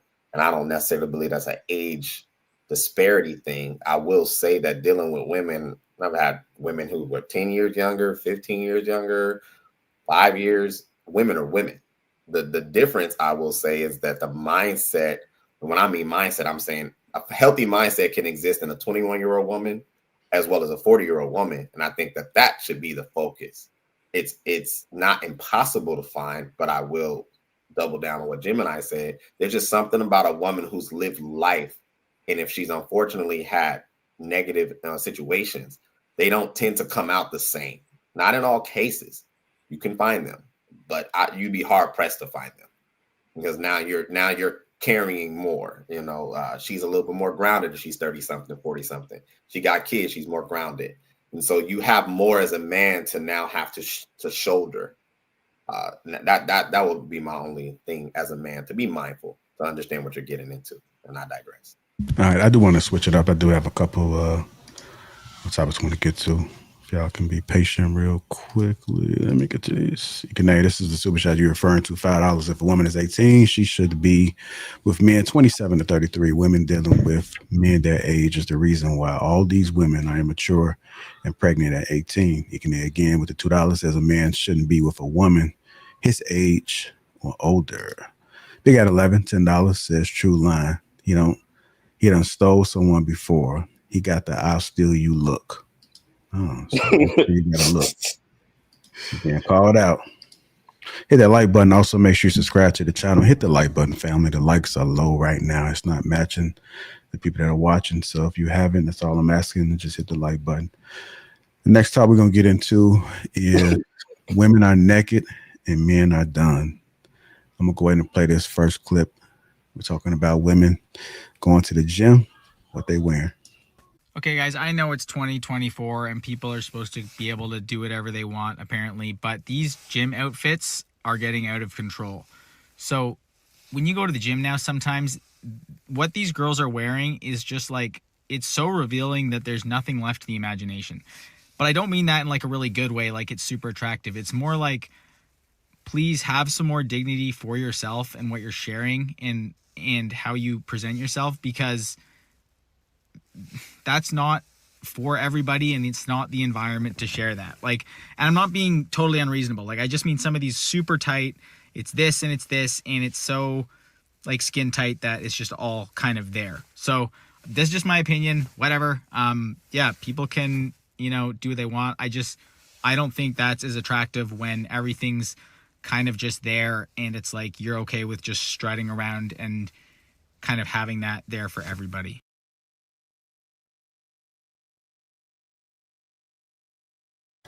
You guys think this gym wear is out of control?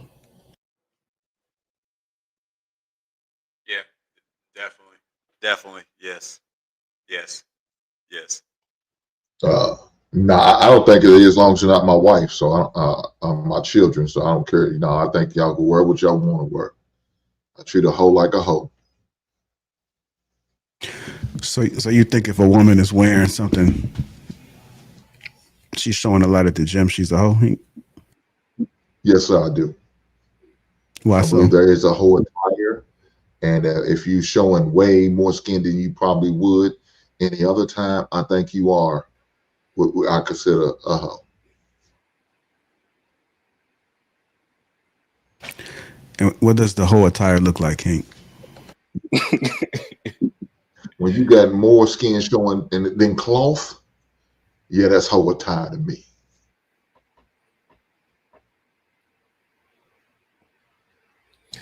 Yeah, for a second I was kind of torn by it. I was heavy in the gym like around 2012 to 2017, and then I took some time off, came back, and the gym scene is completely different now than what it was then.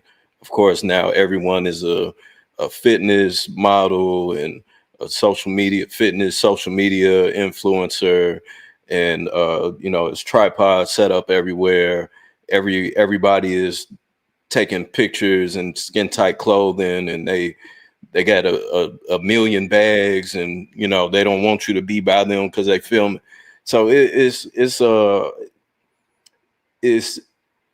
definitely, they're definitely seeking attention, and this, of course, for the wrong reasons. And I even went to, and this is at a commercial gym, I went to a more hardcore, powerlifting, bodybuilding gym, and the women in there, even though they're in there to look good, like this is a part of their job, they're not wearing the same shit that most of the chicks are wearing in the commercial gyms.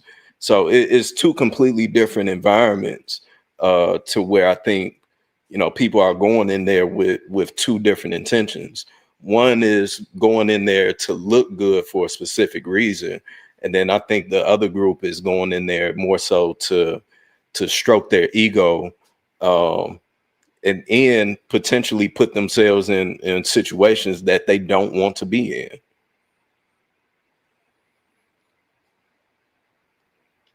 What you think, Ikene? You're on mute, just so you know.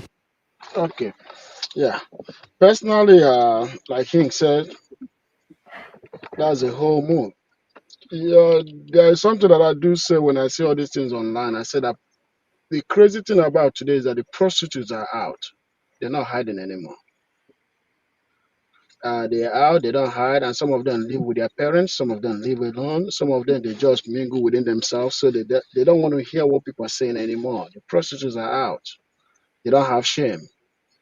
Some of them are the girls that we know. Some of them are the girls that we dated that back in the days we never talk to. We never even deal with them. But social media has made everybody to be the same level, both the good and the bad and the ugly. They're all on the same level, in the same space, in the same living room. It sucks. And some of them on this on the chat room, you know what I mean? The same people, the same hoes, hoeing around. They don't have shame. But it is what it is. We're all in the same space today. These are people that will never be in the same space with you. And they go to the same gym with you.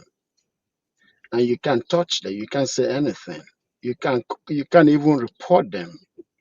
They will throw you out because those people are making money for the gym. They're attracting, guess what? The same men like them. So if you, like I said to girls all the time, if you dress and cover yourself, men can see through those clothes. We don't need you to advertise nothing. We've been having sex for a long time. We know what a woman looks like dressed up, dressed appropriately. If you think that you have a gown and your whatever they call it cleavage is closed, we can see through it. We know the size of your bra without you dressing stupid, without you dressing like somebody that has no mother or father. We know what you look like. But if you dress to attract me, you're not going to attract this brain. You're going to attract a different brain to you. But when you dress appropriately, presentable, then you will attract this brain right here. And that's the brain that will lead you to my people. Because the other brain will never lead you to my people. But the thing is that, let me say this. The ones that are in that game don't want to listen. They will never listen. Don't care about what we say. They don't give a damn. Because some of them already gave up in life. They will never change for you, no matter their age. I've seen them online. Some of them have asked me, what do you think I would do to have a husband? After the first two lines of conversation, they're out. They don't want to talk anymore because they are not willing to change. They want men to accept them for who they are. Guess what? Even God will not accept you for who you are. Why would I? I'm not your God. I'm not going to accept you for who you are. You have to be a human being, an appropriate human being for me to accept you. I raise my kids. Look, there's no age limit. There's no age limit on hoes. You got old hoes, you got young hoes. It doesn't matter. Look, we know what it is. They're gonna sit there and tell you, this man's right here trying to tell you, he's telling the truth. Who are you to tell me what I can wear? Who are you to tell me what to do? You're not my daddy. And even you don't even listen to they don't even listen to the goddamn daddy, let alone make that goddamn statement. They're not doing that. So you're wrong if you tell them you're trying to control us. My body, my choice. I could do what I want to do. But then if we look at them and give them the attention that they desire looking for, oh, you're creepy. You're weird. Well, how could you just look at us like we're a piece of meat? Heifer, what do you want us to do? We're not allowed to look at you. But if we say something on it, you're trying to judge us. Who are you to judge us? Only God can judge us.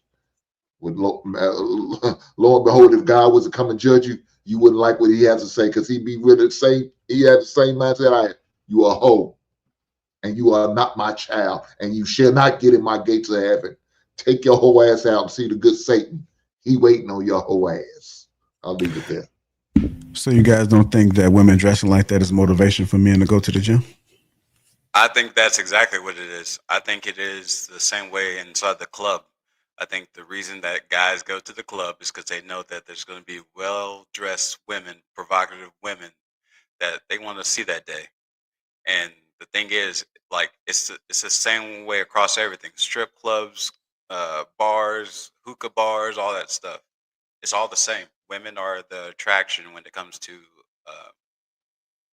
being attractive. Like, they're the attractors, and the guys are normally the financial aspect inside this equation. Like, they come, they spend money, whatever. If a chick wants something, like, a guy is willing to spend $30, $30,000, whatever, to like spend time with a chick, and then all she's just another human being wearing a dress that looks nice, but you willing to spend like your hard-earned money to deal with this woman, and then next you know, like, you get mad when she treats you like a bank. Like, yeah. Do you guys think men are doing the same thing when they're wearing the fitted tank tops, showing a lot of skin, muscles out, chest out? Yeah, they got the shorts, they showing the legs off. Do you guys think men doing the same exact thing the women are doing? But it's just. Let me answer that. Let me answer that. We know, JR, you do know that there are two types of men on earth, right? There are two types of men. There is the straight man and the messed up man, right? So if women are using the messed up, I can understand. You said there's a straight man and what? And the messed up man, the fucked up man. So if women are using the fucked up man to equate to us or compare to us, they must be out of their damn mind. You can't compare me to a man. No, I'm telling you the real truth. We talking about in the gym? Yeah, in the gym there are straight men and messed up men. So okay, you can use it. We know the men that like men, so you can use those men to compare me. Come on, man. Yeah. Right, so you think men that are dressed in tank tops and they're wearing like you know how guys are kind of like to want to show off. I know. I see those men at the gym. I go to the gym. I see those men, and I know where they belong. Okay, they don't belong in the same category that I belong. Because I don't dress like. You go to the gym? I go to the gym. Okay. And I see those men, And guess what? They don't belong in the same category like me. Because when I go to the gym, guess what I have? I have a T-shirt on with a Are full, you with a full, are you jacked? Have you ever at any point in life have you ever been like really fit? God damn. No, I mean that's Come a on, real kid. question. That's when a you Real talk legit. That's a about fit, plausible It's point. a legit Wouldn't question. know if that when you man talk is about fit, are you jacked. talking about physical fit? Is that what you're Yes, saying? physically. Yes, at any Brother, when point. you meet me in person, you know if I'm physically fit or not. You see what It's I'm me saying? asking. I'm just asking a I've always, question. if I go to the gym, I've always been physically fit. Okay. Well, Yes. I'm speaking. I'm saying this from Mm-hmm. my experience of Mm-hmm. being hardcore in the gym. Bodybuilding in that Mm-hmm. lifestyle. So Mm-hmm. I would say to JR's point, there are times where, of course, men will be in there in tank tops, short shorts, but is for a certain type of man that's in there, and this is what they take serious. I'm not in here being Uh, distracted by anyone else.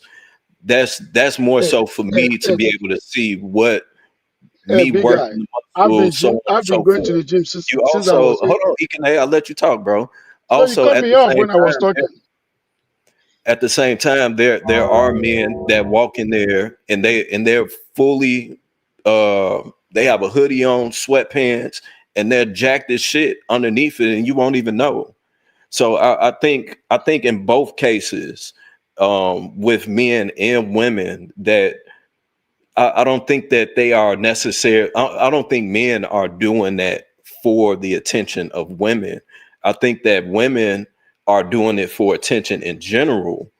But of course, there are some men that are in there doing Hey, it Viz. for the attention as well. Because there are a lot of fun boys that'll be in the gym that's that's going in there with that look, but it's clear that they're fun boys. So I think that it depends on the mentality of that person.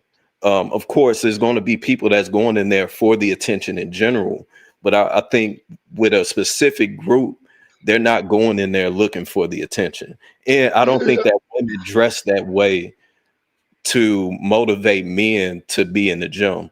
They dress that way for them essentially. I get off by looking good in the mirror, and I also get off by people walking up to me and saying, "Man, damn, you look good, girl, you look good." That's the fuel that most people would go off of when they're in the gym. I I don't could think you definitely understand. say I don't think you're understanding what I said earlier, Vix. What I'm saying is this, right? When you dress to anything, you dress based on what you represent. If I've gone to gym and see guys that dress close to how these messed up women dress, I've seen those guys, and I've seen those girls that dress just like those guys too, and I've also seen girls that dress just like I would dress. Come to the gym. That tells you that people, when they dress for something, they know what they're doing. They know who they are attracting. They already know who they are. So, like I said earlier, we have two types of men in the gym. We have the man that is messed up in the head, and the one that is coming out there to just gym and go home.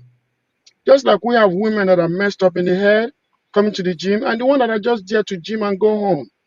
We have women that wear something that shows almost their vagina when they open those legs, trying to do whatever they want to do at the gym. We have men that do the same thing. When they spread their legs, you can see their balls, the shape of their balls. What? You see what I'm saying? That's let's why I say said that you can't use How a do you know that? messed up Ethan? individual in the head. I'm just How do telling you? the truth, brother. I know, but how do you know that their balls is? Because you put it in right there. You right, I'm gymming, and then the next thing you come right in front of me, spreading your legs wide open. Come on, I got to say something. You see what I'm What saying? What the hell we can't kind of just throw our exercise they face doing away when they and think spreading that their legs in I'm front of coming, you, I'm man? coming. The reason why I'm saying is that we can't just Nasty act yoke like people. men like us cannot just act that there are no stupid men out there. We can only attack women.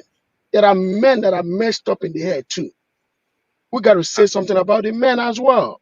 No, Those women are messed up. Those men are messed up. These guys have to dress appropriately to the gym. I can't control their lifestyle, but I can say something about it, right? let's say Akine, I just want to say that unfortunately, like I do agree with what you were saying, but the thing is, like the body types is literally like a double standard. Like when you go to the beach, whatever, all the men have their shirts off and stuff like that. Women are normally supposed to be covered, whatever. It's just the way that we do things. Like the weather is going to change. Like you can go to a new beach and then all things are equal. But what I was saying was, as far as like being in the gym, like there are times where I would wear like the tank tops and stuff like that because, like, I'm trying to see also like where I need to work on something. Like so, like I might have like my shoulders or something together, whatever, but like my stomach or something might be lacking, or I don't look as chiseled or something like that the way that I want to. So, it'll show me because they got those big mirrors that you can actually see like your body type. You'd be like, all right, I've been skipping out on leg day, so I'm definitely gonna focus on leg day. Yeah. So I pretty much just said this to say this is that when women are wearing like their very tight clothing, whatever, and you can see like their box through their clothing, it's all for attention because like there's so much athletic wear where you don't necessarily have to wear that.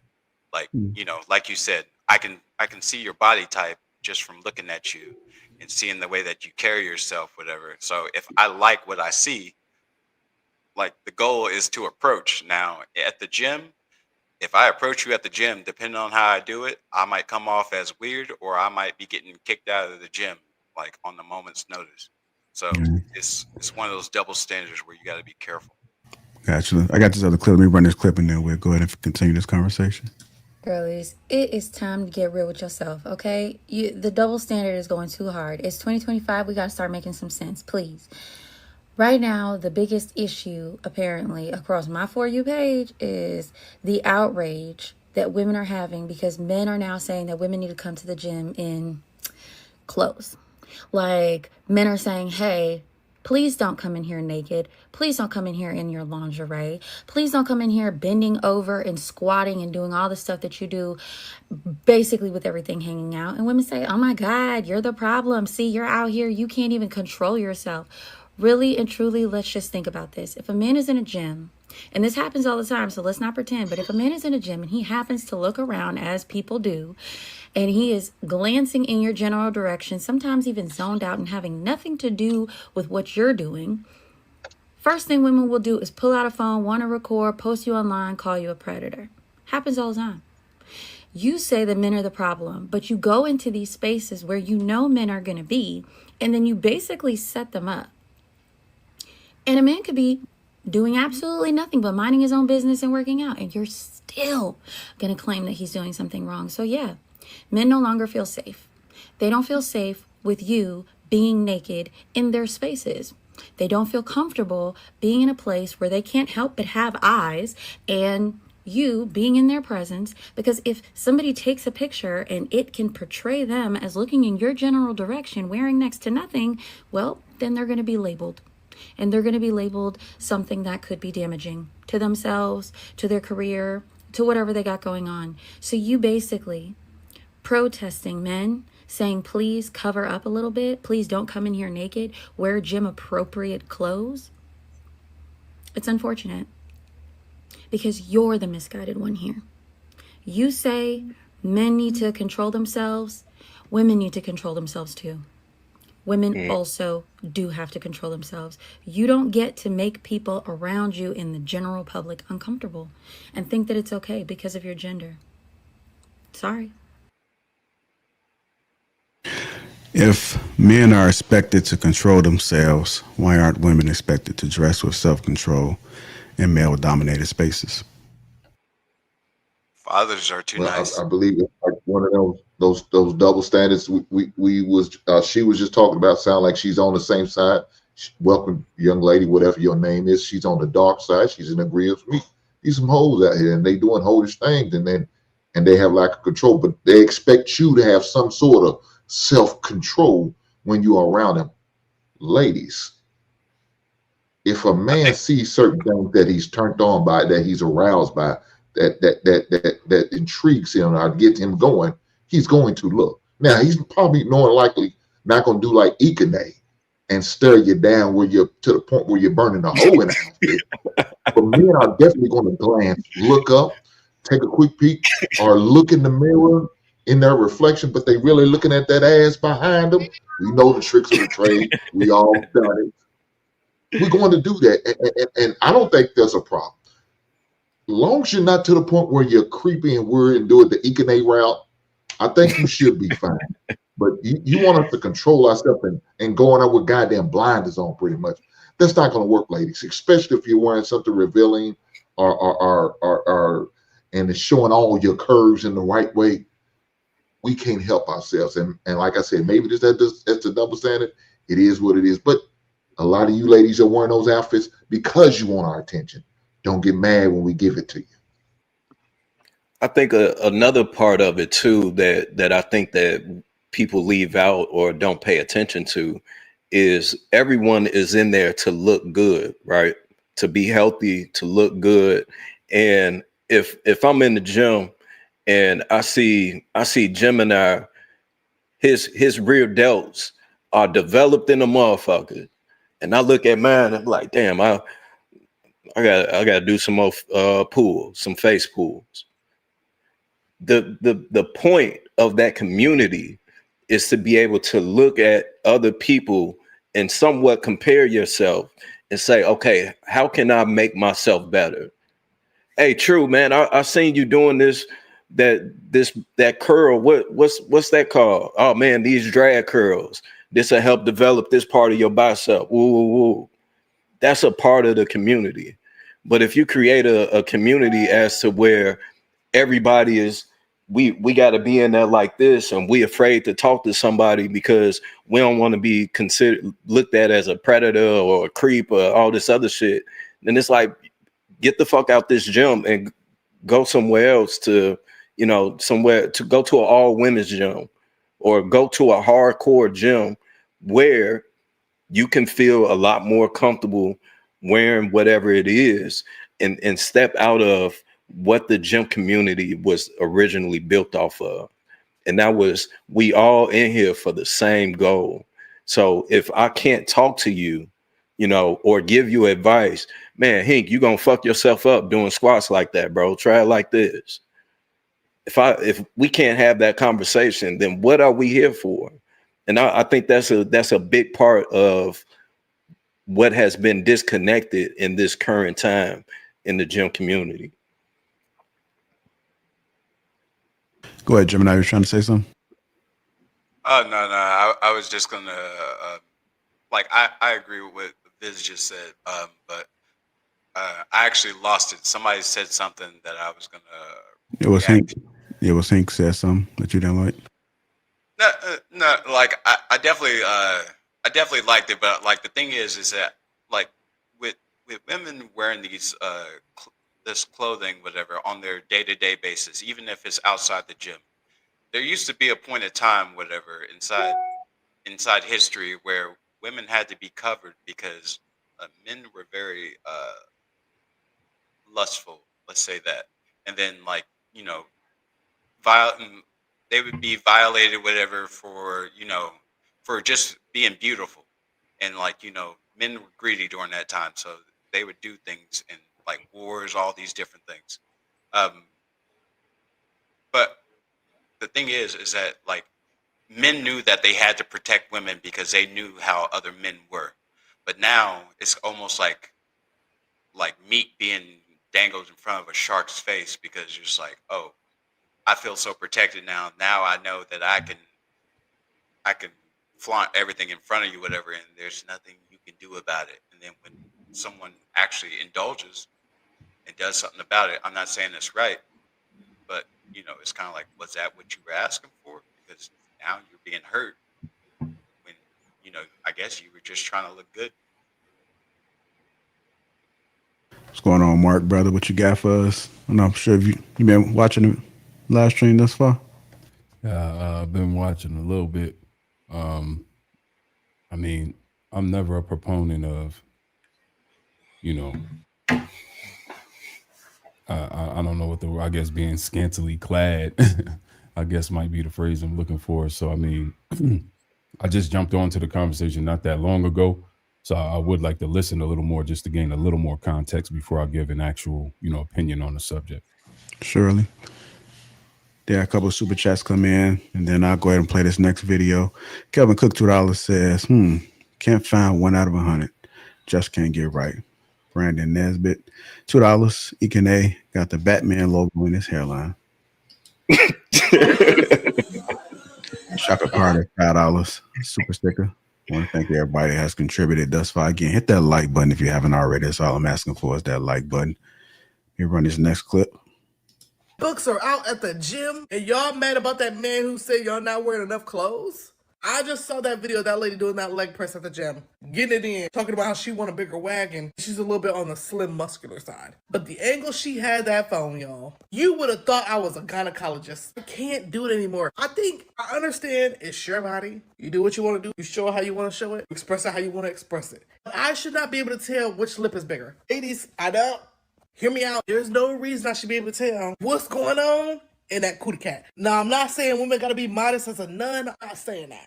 But is it getting a little bit too out of hand? I understand the influencers, they're pushing the little outfits, teensy weensy, itsy bitsy. But to be more risque than the girls are at the club, it gets to a point. You know what I mean? At the end of the day, it's your body. You do what you want to do with your body. But if people can tell by your spandex outfit what's going on in between your bits, maybe, just maybe, you might need a little bit more clothes. I'm sorry. I'm sorry. All right, let's go ahead and continue this conversation. Is modern femininity confused with sexual exhibitionism, and has modesty become shameful in our culture? Now that I can answer. That I can answer. Modest, yeah, the coin has definitely flipped on the wrong side in our society, man. And I'm new to the gym. About a year ago, I started working out in a serious capacity. And man, the stuff I see in the gym is just insane, man. Like the new pants where it goes all the way up the rear end, and you can see it's literally inside there.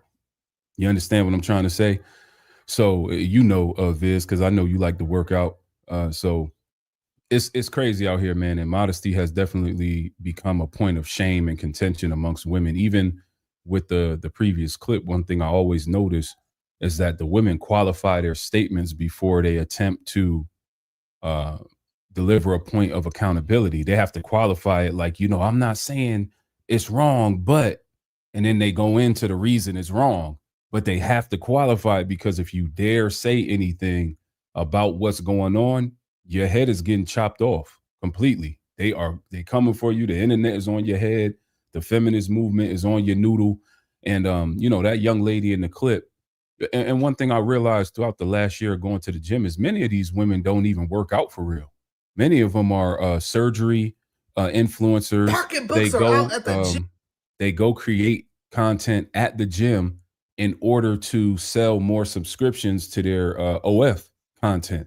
So I wasn't even hip to the game until I had to sit back and look at it like, oh, this ain't even gym culture for real. Like, these people are promoting, a pornographic subscription. And that's what I noticed. Real gym heads that go to the gym, they in there, they getting it popping, they getting their work. Even if the women are, I may not agree with the way they dress, they in there, they focus, they hitting them weights, they on that treadmill, and they out the building. Nobody goes in there and does this kind of stuff that we're seeing in this clip, man. Nobody does this stuff. No real gym person who's concerned about their fitness and their health participates in this. So yeah, man, modesty is upside down right now. Modesty is considered shameful. You're considered judging somebody. You're considered wrong. You're considered a misogynist. And it's kind of tricky right now in the fields, man. And Stuff like we seeing in this clip right here is just absolutely disgusting. It's abysmal. It's egregious, and I would never stand for anything like that, and I oppose it vehemently, to say the least. I think probably the biggest thing I would say from that one clip, and I would say for sure for men, right? If we're on the leg press, we for damn sure, especially if it's leg day, we got some shorts on, we for damn sure not getting the footage from that angle. Get the footage behind me, bro. Not just out of, decency of this grown man that's potentially holding the camera in front of me. It's off the decency of respect for myself and whoever it is that I'm gonna put, whoever it is that's gonna see this video, because I'm mindful that my balls is directly in the camera. And instead of them looking at the workout, they're looking at what's in between the legs, in which I would say, to Ikene's point, Exactly. Moment. Which I would say to Ikene's point of where, that's where now you have a person, be it man or woman, that's in there strictly for the attention. So I think again, it's the wow factor. It's the attention that's being brought to it, because somebody in the comments, oh man, that monkey, this, that, da da da, so now she's getting a high off of that.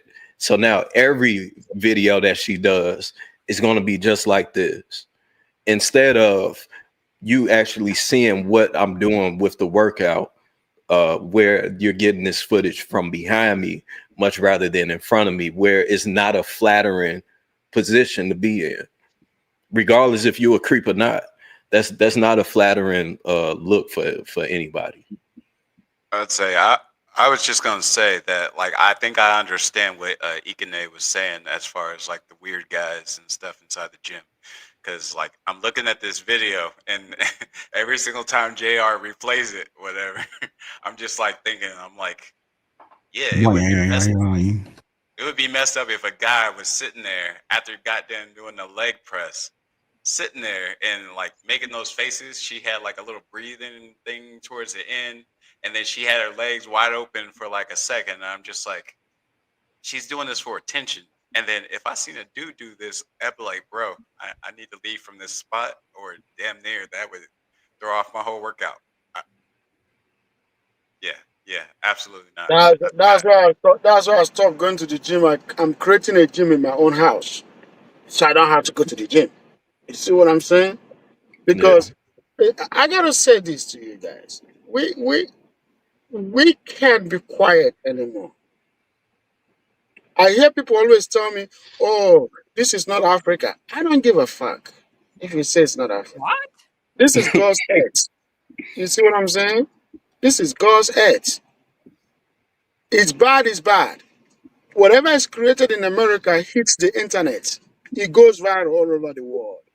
Whatever is done in Nigeria hits the internet. It goes all over the world.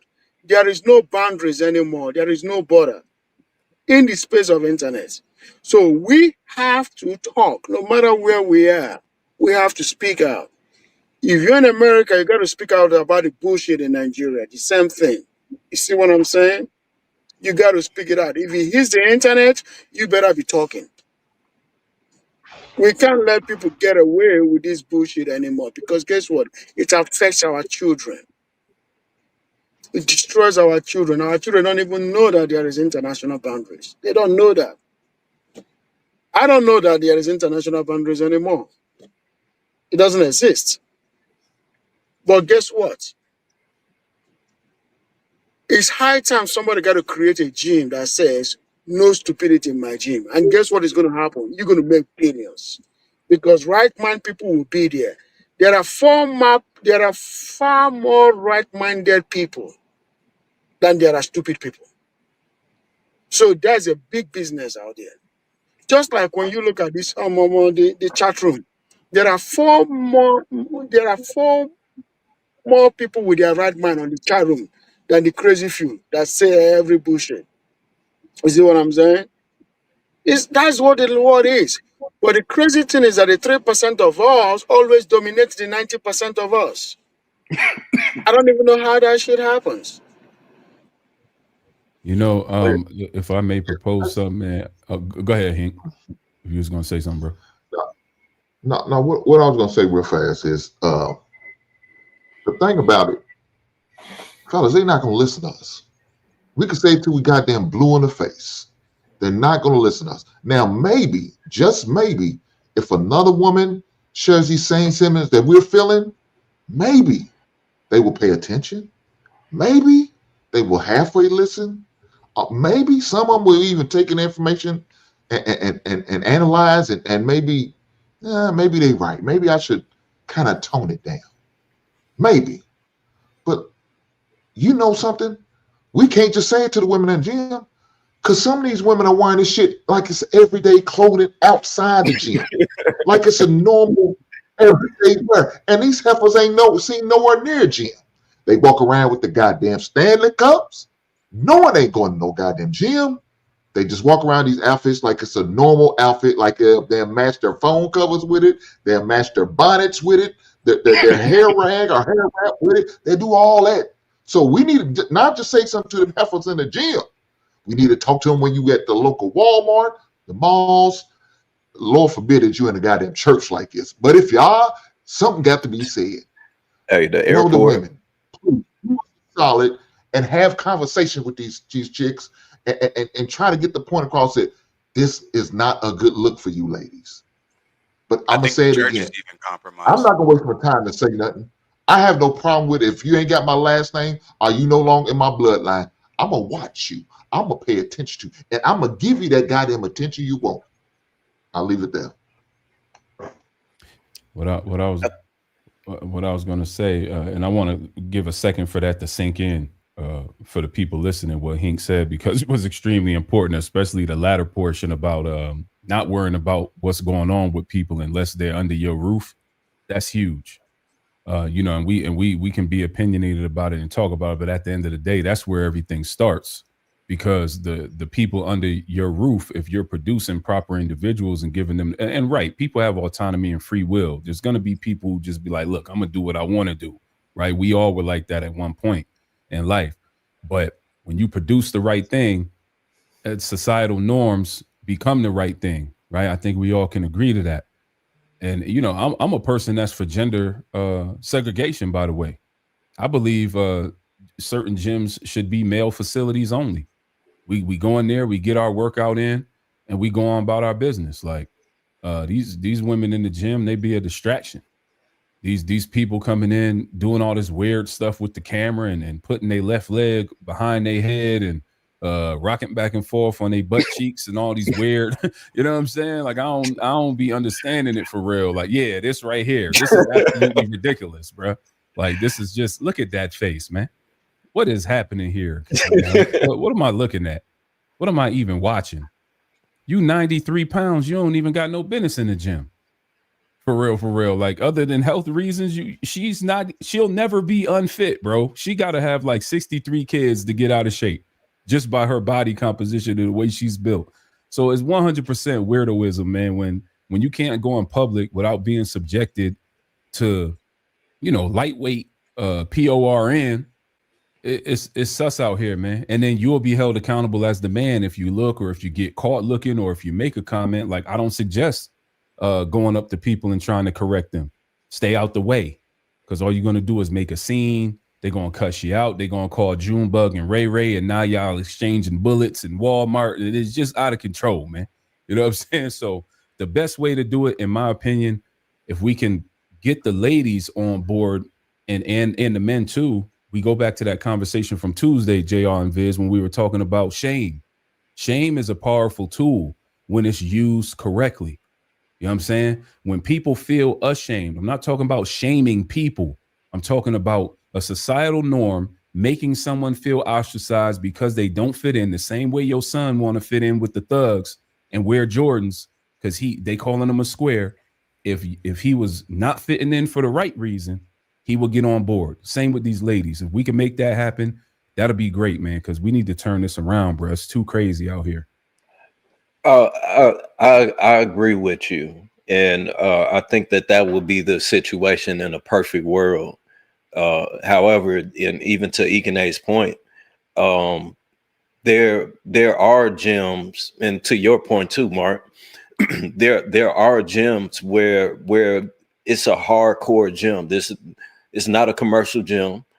We going in here, we getting this work done. You'll have some people that's in the full hoodie, sweatpants, and you'll have some that's just in the stringer. Same with women. You'll have some women in there, they're in there with the hoodie, sweatpants, and you'll have some that's wearing the skin tight shit. But everybody there is under the same act. So I think my point is that you have to figure out where it is that you fit, because there's always going to be someone or somewhere that's going to appeal to the people that want to dress this way. Right. So I don't want to see this shit when I go out to eat. So you're more than likely not going to catch me in a restaurant in the hood. I'm going to go to a restaurant where it's a dress code. They're going to stop you at the door. Ma'am, you can't wear that in here. Sir, you need a jacket. Sir, you can't wear those gym shoes in here. That's where I like to go, because now I'm more comfortable. I don't got to worry about all the riffraff and all the other shit. Same with the gym. If I go into a gym and I'm, testing it out, seeing what it looked like, and I'm seeing that all the women in there is doing what Shorty is doing with some damn biker glasses on, man, I don't think this is the gym for me. You know what I'm saying? I'm gonna go to where my people is.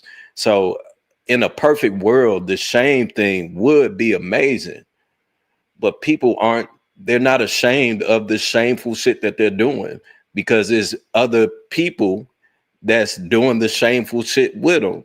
So I think that it's in that situation, it sounds good, but I don't think that it's effective. And the only thing that you can do is go to where your tribe is and, stick with that.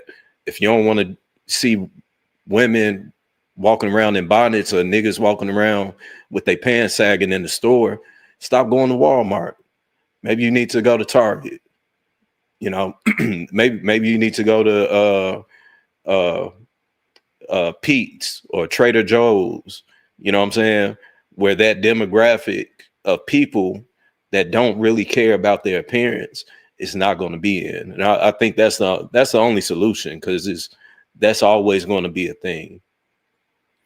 All right, we're going to go ahead and switch gears. Again, if you haven't already hit that like button, also make sure you subscribe to the channel. We're about to talk about women on the DL. Women on the DL. Here we go.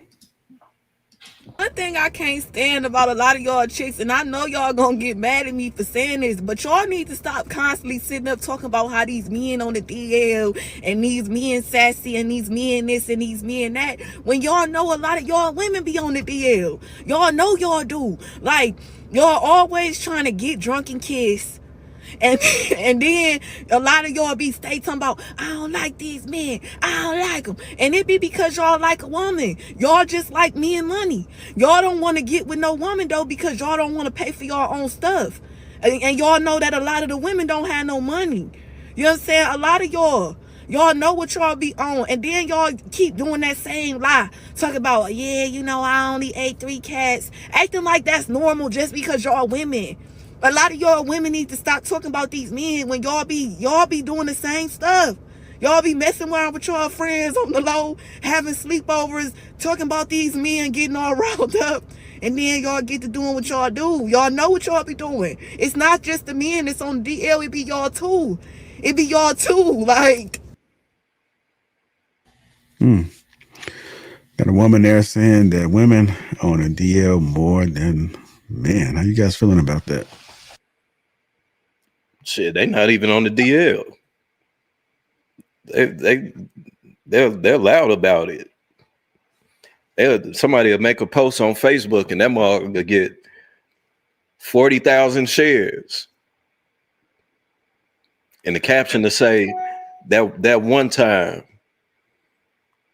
And then TV It's never- shows, all that, like it's everywhere, literally everywhere. Like I guarantee you can't even watch a TV show right now, and you can't watch some lesbian actions going on at some point.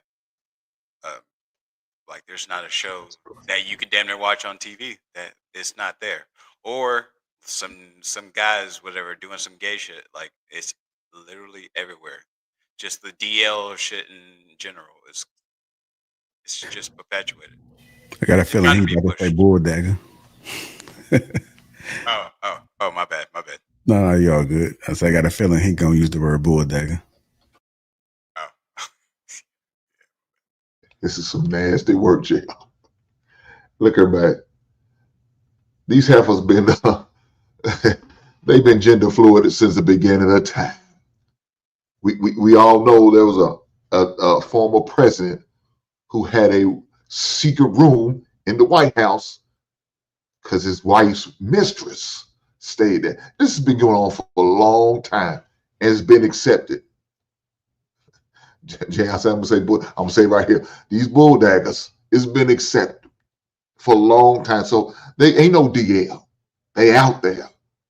They always can be out there. And it'd be okay. We went to some of the clubs back in the days and you see them dancing up on each other. Ain't no way two hard ankles can be up on each other dancing like they dance, smacking each other's asses, sharing drinks, sharing hookahs with each other, passing the joint. All that shit is bull dagger type activity, and that's what they do. And it's okay. We accept that. Let a man, two hard ankles, do all that shit. You know what's coming. Look at his sassy gay ass. He old dick sucker. We know how it gonna go down. They been like it. It's accepted. Whatever it is, what it is. So I don't believe they know download shit. It's just out there in the open. They live their best life doing it. So y'all look. Y'all keep being gender fluid the way y'all are. You know it is what it is. Long I'm gonna say it again. As long as it don't come in my area code, on my bloodline, and my covering, and my family, I'm okay with it. Mark, if you got to deal with that, Lord forbid. But if you had to, man, good luck with that situation. True, you, Gemini, Ikane, Brother JR, man, I feel bad. I'm not doing that shit. Nah, and Mark Days definitely ain't dealing with nothing. You heard? Mark Days ain't dealing with nothing. That's unacceptable. It'll never be accepted. I don't know why, for the life of me, in the black community, I'm gonna say y'all instead of we, because I'm not a part of that particular aspect of the community. Y'all very tolerant of that type of stuff for some reason. Y'all love it. In fact, y'all promote it. Y'all rap about it. Y'all sing about it. And for the life of me, even when you see it be 30 gangsters on the corner, it's always going to be one stud with them, or whatever you want to call it, one or two. If you got 30 chicks, it's always going to be one or two flaming hot Cheetos with them. You understand what I'm telling you? Like, it's weird to me. I don't understand, for the life of me. I don't see how this benefits our community. I don't see what two dudes sword fighting or what two chicks carpet munching is doing for our community, bro. I don't see how it's going to restore the nuclear family. I don't see how it's going to benefit us financially. I don't see how it's going to allow us to sustain and face a fight and combat black family extinction. I don't see how we're going to benefit from this. So the fact that people are so tolerant of it is weird. And black women in particular love rubbing up on each other, love kissing up on each other, and scissoring and all this weird stuff. Y'all bugging out with this. I'm keeping it 100. Now, granted, I had to come to the knowledge of this through life, right? Because I was one of them dudes who used to rap about it too. Like, yeah, my girl got a girl and all this weird stuff. But once I found out the truth, hey, I'm just keeping it a bean.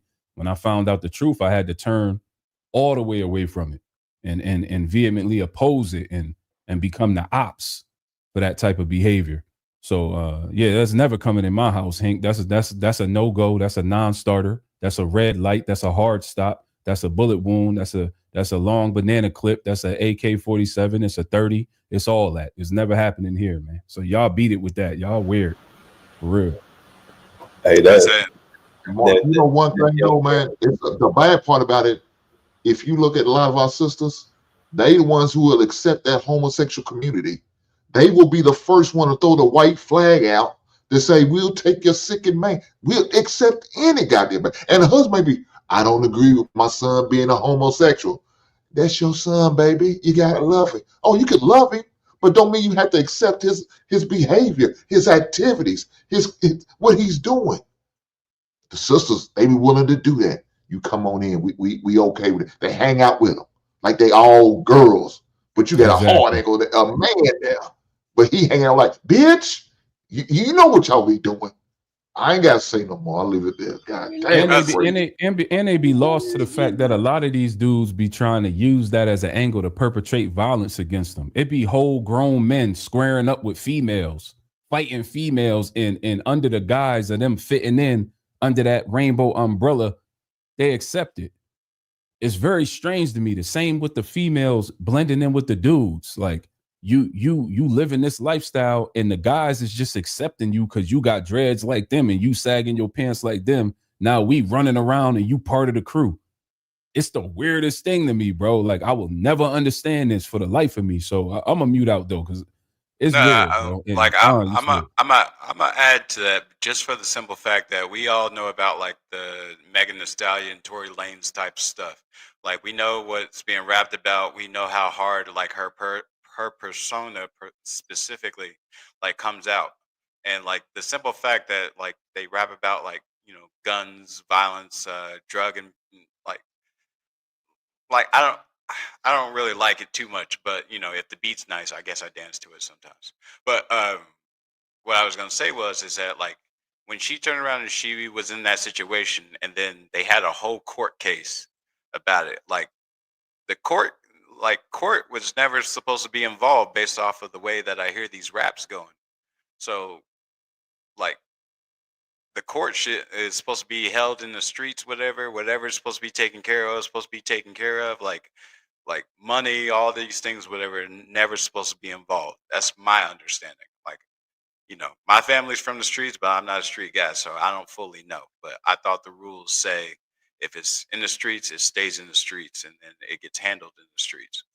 So the simple fact that they had a whole case, whatever, and then Tory Lanez got locked up, I'm not saying I'm for or against it, but yeah, it's just one of those things where I don't get it because like the hardest people, whatever, are doing the things that doing the opposite of it. So I think, truthfully, what I think is I think men need to take control of the household. I think that men need to stop being soft about things for their daughters and stuff like that. I think men being softer on their daughters, whatever, is the start of an epidemic. And I think that if we correct it now, that it still might take like a generation or two or three or four, because people multiply, in order for this viewpoint to get eradicated.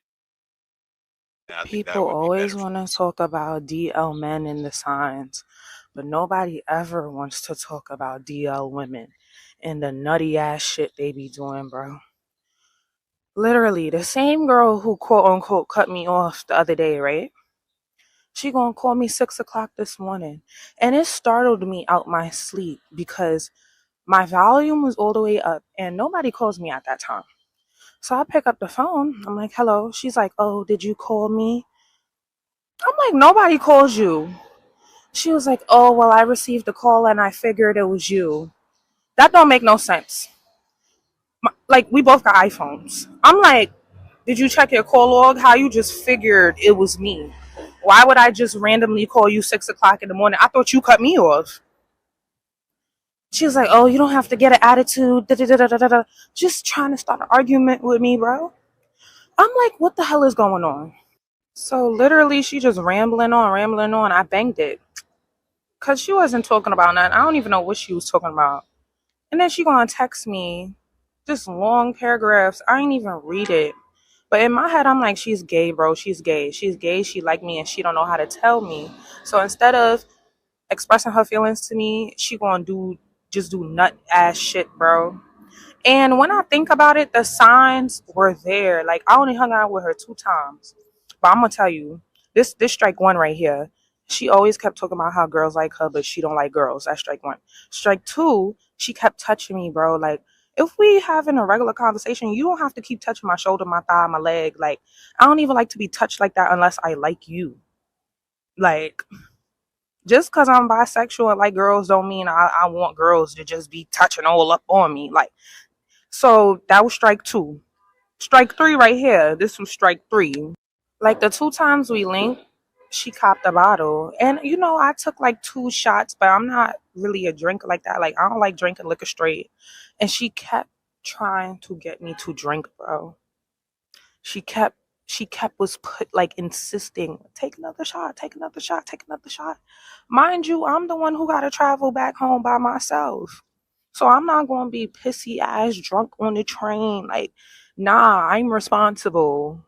But it was just the fact that she kept trying to do that. And I'm just looking at her like, yeah, this girl is never going to see me again, bro. Like, she never going to see me again. I already knew she was never going to see me again. So for her to act the way she was acting the other day, talk about you cut off, like, she been was cut off. But it's just weird how she moving like, you're gay, bro. You're gay. Nigga, what did we just watch? You gay too. What are you talking about? What is we doing? What is this? You know what I'm saying? Like, what is we talking about right now, man? This is crazy. This is weird, bro. Like, I don't know what's going on, man. Hank, help me, man. Help me, brother.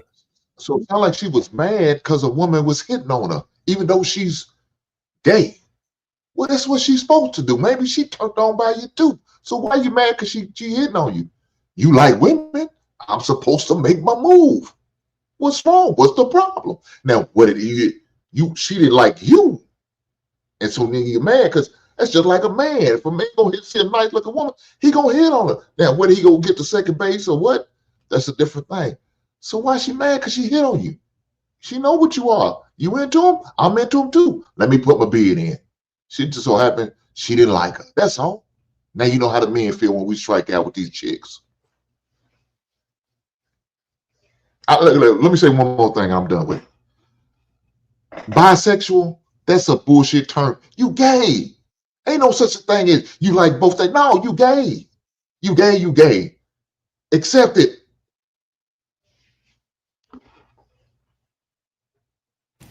And what you said, just like the man Hank. Well, True, you been kind of quiet, True. Y'all cooking. I don't know if I have much to add to it. You know, Mark, you know, drop some knowledge on it. You know, Hank is the comedian of this show, JR. You just go ahead and give him his own segment. Because he just be dropping in bars, man. This is loving that.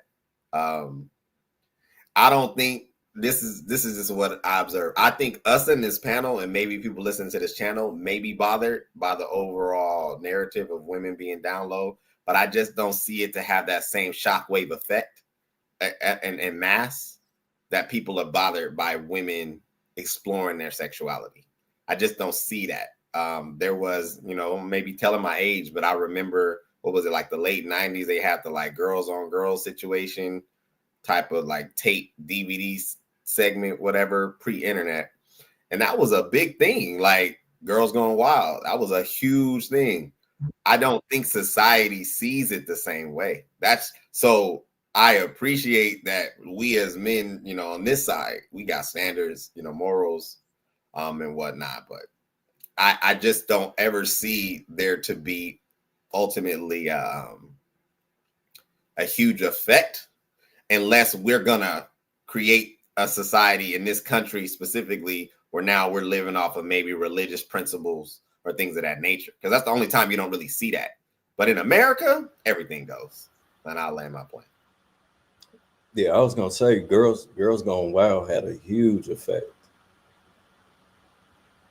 That had a huge effect. Yeah, I think we still got a couple tapes. I used to.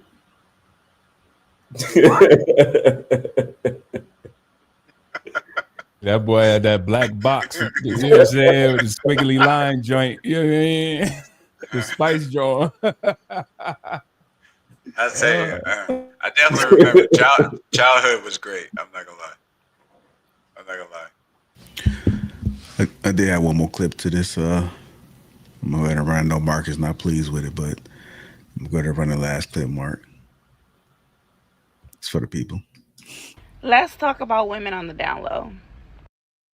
We often talk about men living double lives, but never the women.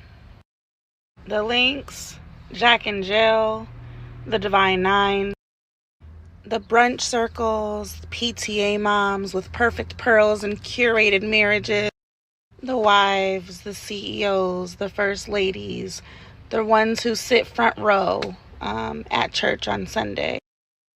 To me, being down low isn't just about secrecy. It's about survival in spaces where your truth makes others uncomfortable.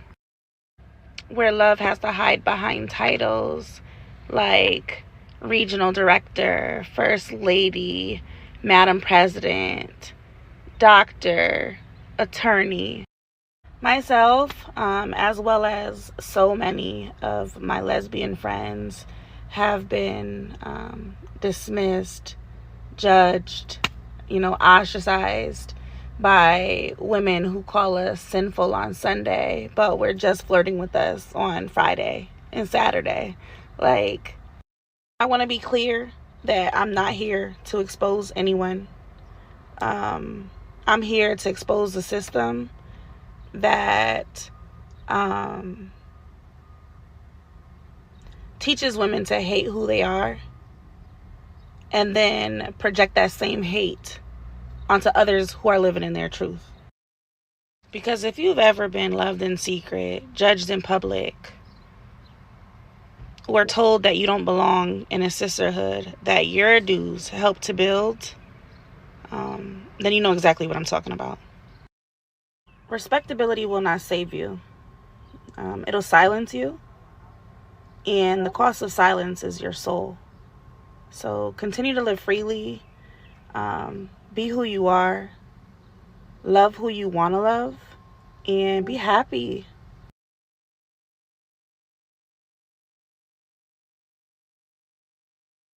He sounds stupid, man. You I understand don't that? agree with that at all. You sound dumb. Y'all can keep all this rainbow stuff, man. You can take this stuff and shove it. You heard? That's all I'm gonna say about that. Like, get out of here with this stuff, man. This is weird, man. And then you got a nerve to bring religion into it and all this stuff, man. Listen, if you want to live this life, man, just go out there and live it. Stop looking for acceptance from the people who don't accept it. Anybody who's real solid about who they are. When I was outside running around, being a dummy, being a loser in the streets and thinking I was doing something, I stood 10 toes on what I was doing, even though I knew it was wrong. And I looked in the mirror and told myself the truth. This is wrong, but I'm still going to do it. And I did not look for acceptance from civilians to co-sign my stupid activity. You understand that? So y'all, the problem is y'all want to force your lifestyle on everybody. That's the issue. Y'all want everybody to become complicit in y'all's behavior. If you want to live like that and shut up. Go on about your business. Find the people who's living like that and do that with them people. You understand? And I'm talking in a non-scriptural perspective because by the scripture, you ain't supposed to do none of that. But I'm just talking as a human being, right? The pushback y'all receiving is because y'all keep trying to force y'all's way of life on people who don't accept it. We don't want to participate in this. And co-signing it makes us complicit. So why are y'all looking for co-signs from people that can't co-sign for you? If I want to buy a house, I'm not going to someone with a 200 credit score to get a co-sign. They can't help me. You understand? So go live your life. Do what you want to do. Be held accountable for it. Just know you live in a weird life and look in the mirror and say, I'm weird, and just accept the fact that you're weird. Be real with yourself. Stop trying to look for coddling and for people to hold you like some type of weird baby and burp you and pat your back and tell you everything's going to be okay. Go find your community and stay there. Keep it out your job. Keep it out your, this is why y'all running into these problems. You trying to bring this stuff to your job and all this weird stuff, man. You rubbing carpets together. Just do that outside of work, man. What's the problem?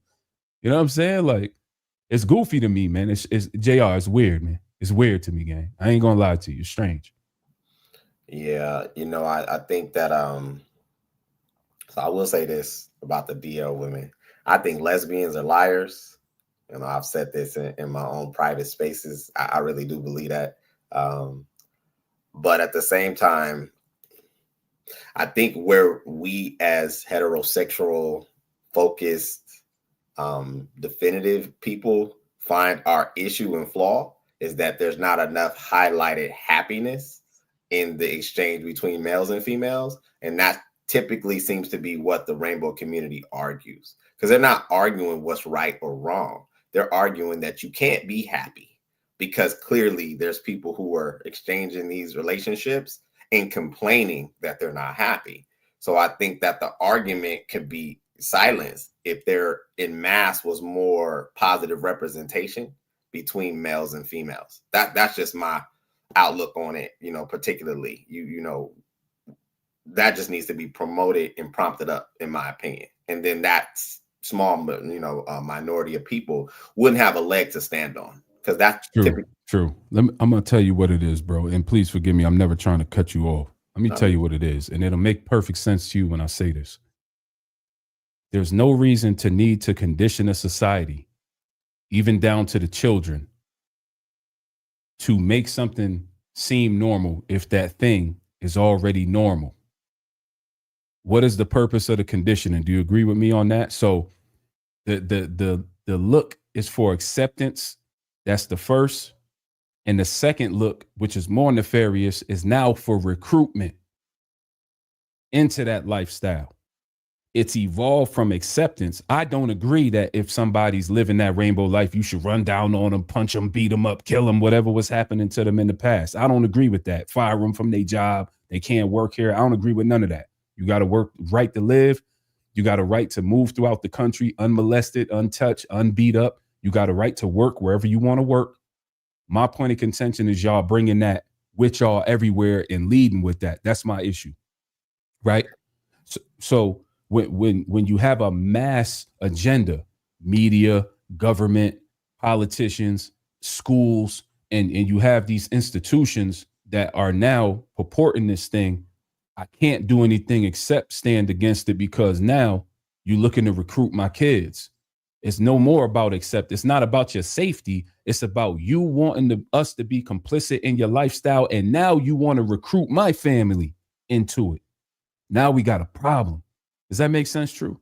No, my brother, you articulated that perfectly. I'm not opposing your viewpoint at all. I was trying to add to the discussion because I believe, listening to these spaces, listening to these arguments, you're always going to have a group of people or isolated individuals who are going to try to find an angle. And I think that's what's occurring with the rainbow community, comparable to the vast majority. Most people are heterosexual, but when you hear them argue, they argue from a very weak point of, you clearly aren't happy because the people who are doing it the right way are divorcing. The people who are doing it the right way are berating each other. The people that are doing it the right way clearly aren't happy. So this may be an alternative. And that, I think that us as a solid society need to stand in that consistency, because we're promoting the decay amongst each other. And it would give them very little ammunition. That wasn't the case.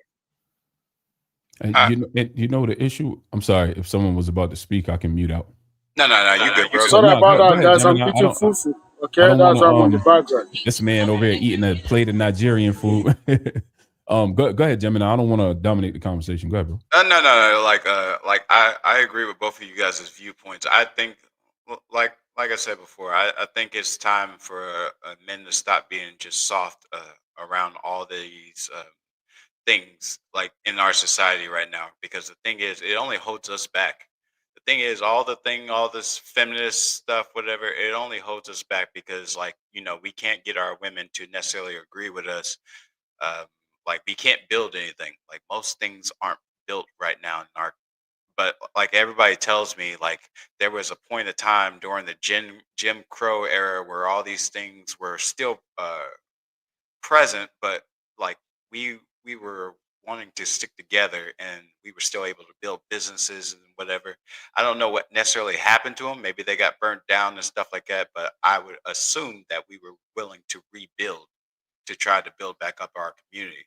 But what I'm saying is that when I reflect on statistics themselves right now, it's telling us that we're still not necessarily obsolete, because we do a lot of great things, but it also still screams that we're kind of like at the bottom. And then my my thing is that, like, when you go outside, you go to the gas stations, you go to the stores, you go to all these different places, whatever.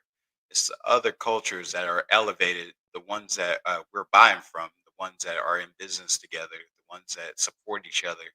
They got a taco shop down the street. Everybody, part of their community, whatever, goes to that one taco shop, uplifts that business, and then, like, their group prospers.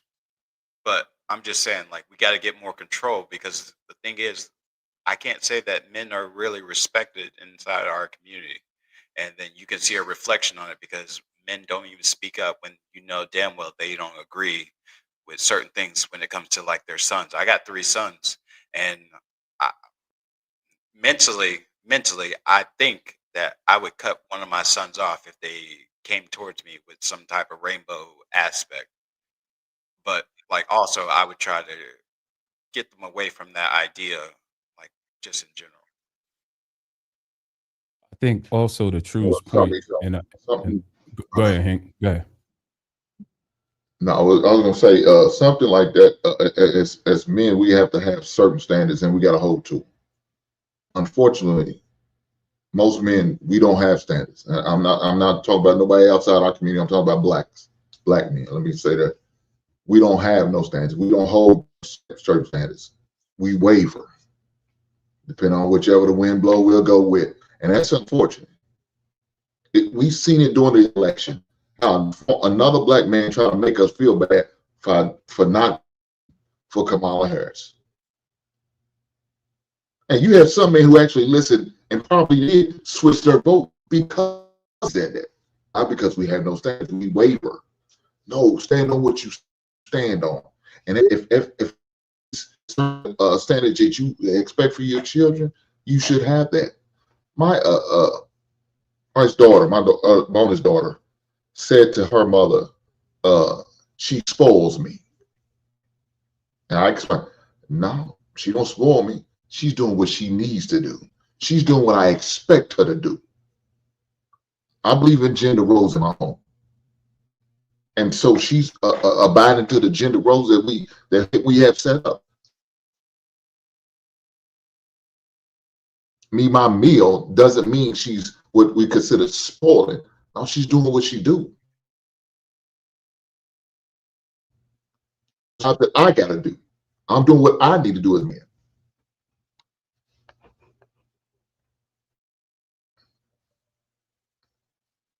You done, Hank? I don't want to cut you if you're still talking. I think he might have froze. No, go ahead. My. Oh, he might have froze. Okay. And you know, back to True's point, if I might address that angle that they come with about this happiness situation. It's a you know, they say they have logical fallacies. That's an illogical fallacy, right? And the reason being, anytime you have humans in close proximity with one another, you will have contention, right? You'll have two personalities trying to cohabitate, whether it's 2 males and they not trying to be on the weird stuff. 2 guys might argue over the rent. Well, you know, you didn't pay this much last month, or 2 guys might argue over splitting the bill. 2 friends who decide, female friends who decide to become roommates might argue over splitting the groceries in half. So, I mean, when you have human beings amongst one another, different personalities, different emotions, different ways of thinking, different lines of logic, it's illogical to believe that because now these same gender people are in a so-called relationship, that now it's going to be automatically smoother, because when you look at the heterosexual community, there's contention amongst them. If you think two humans ain't gonna argue or disagree, man, you got to be a fool, man. You see what I'm saying? Like, that doesn't make any sense at all. Anywhere you see two people, it's going to be a problem. You put two people in a cell for too long, they're going to bang out, cut each other, whatever the case may be. So that is a totally fallible argument, and it's just another way to sugarcoat the actual agenda. The real agenda is you look in the mirror, you not comfortable. You look in the mirror, you not comfortable with the way you living, right? And you don't want to admit that you're not comfortable with the way you live in. So you made it your life's mission to indoctrinate and confuse and brainwash everybody else so you could feel more comfortable. Instead of just being real with yourself and saying, this is me, this is what I'm going to do, and I'm going to stand on that. That's the point you got to come to.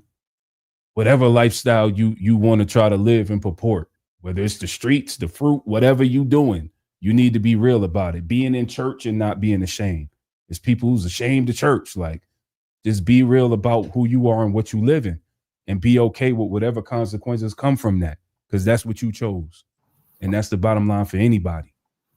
Yeah. I don't just, like I said, I don't disagree with you. I think we're more in alignment than anything, but I try to definitely service my conversation to the panel as well as those who are listening. And I believe the oxygen that exists behind these arguments, which is why I use the term happiness, comes from our society current day. We deal a lot more front street with people now having deeper levels of process that I believe happens now from a place of anxiety and pain and trauma. These things did not occur in mass when I was a young person, and I believe we're all similar in age. So I think now, because of the fact I've had arguments or discussions, I'll say, with people from that community, and myself, maybe you, maybe even every man in this panel, are equipped with the ability to combat it, because you don't really have to combat it. Like you said, when it is fraudulent, fraudulence does not last. It doesn't sustain. We know that. But there's a lot of people, unfortunately, in our society that are not as doesn't have the mental fortitude to be able to identify. And so I'm just trying to give them something to consider, that the angle that they approach is always going to be from one of like a happiness or a disparity. You got men crucifying women verbally online, vice versa. And then you got people saying, well, clearly this is not working because statistically, like, things aren't working. And I don't agree with that. I think we are all saying the same thing. We as men need to get back to building our individual self. We need to get back to building our individual households. And then I believe that just over time, I don't know if we'll be alive to see it, things will eventually shift, because you always got to reset. Nature will always reset to natural. So it's just a matter of time. And I was just going to say that I think that men need to teach their daughters that it's not about necessarily all your happiness, because, like, happiness is a fleeting emotion. You could be there, you could not be there. Like, it's a fleeting emotion. So you're going to feel that. You might feel that from a day to day, like 2 or 3 times, whatever, throughout the day, just because, like, the trash is still inside the kitchen. Like, I don't know. But I want to go back to what Akina said. He said that, like, we need to teach our daughters to be like, we already tried this experiment, but I think we need to go back to teaching our daughters how to be wives. Like, not necessarily like being what they call a slave in the house, nothing like that. But it's just the aspect of, this is the person that you chose to be with. You need to do everything humanly possible that you can to say that I gave it 100%, versus somebody sitting inside your DMs, whatever, trying to trick you into thinking that the grass is going to be greener or whatever. And then you find out when it's too late.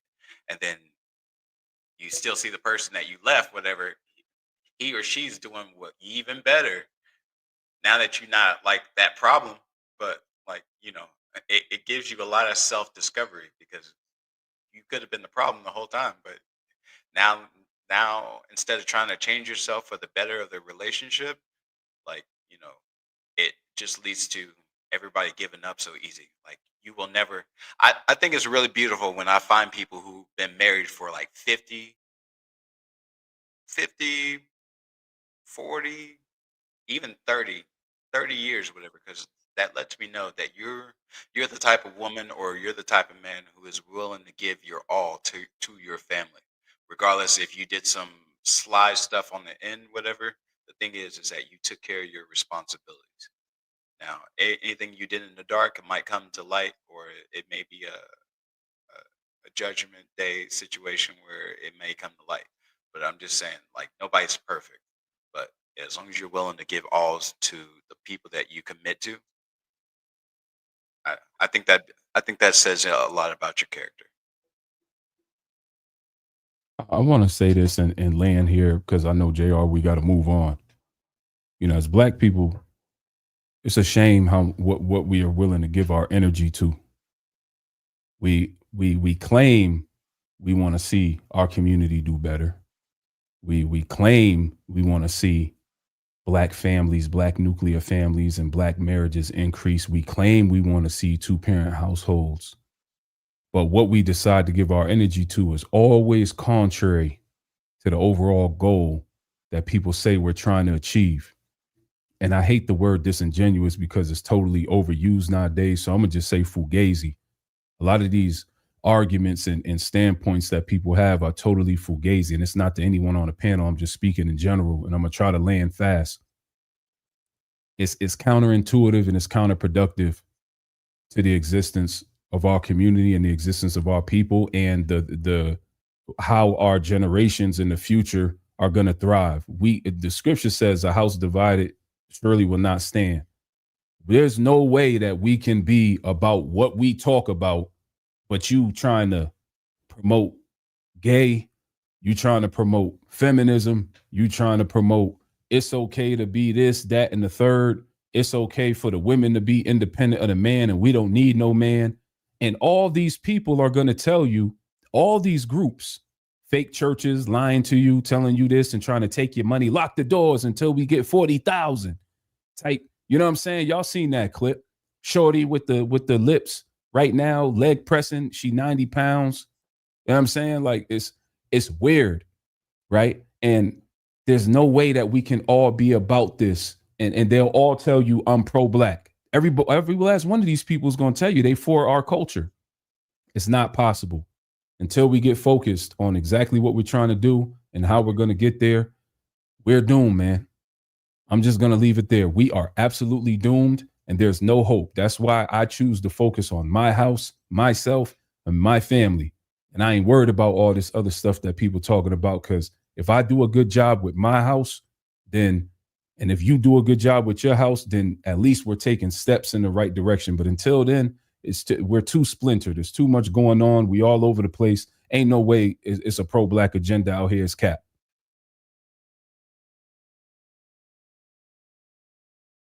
All right. You know, it's funny. I had this Oh, yeah, was you about to end? I'm sorry.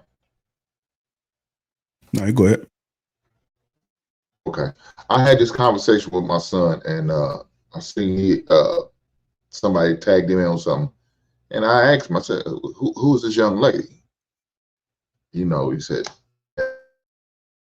his sister trying to push on him because she works at his niece's daycare. I said, well, you know what we need to do. We don't focus on them. We focus on us. And so the reason I was sharing that with him and pushing that for him, because he has a bigger picture. You know, you got to go in there and get that paperwork. I don't have you going to school just to play basketball in college. No, you go in there to get that paperwork. We walking out with something. They're going to benefit from you. You need to benefit from them. Don't just go 4-5+ years and play ball and don't come out with a college degree. That's a waste of goddamn time. Stay focused. Don't let nothing distract you. I know she's a nice looking woman. She probably smells good between her legs. I understand that.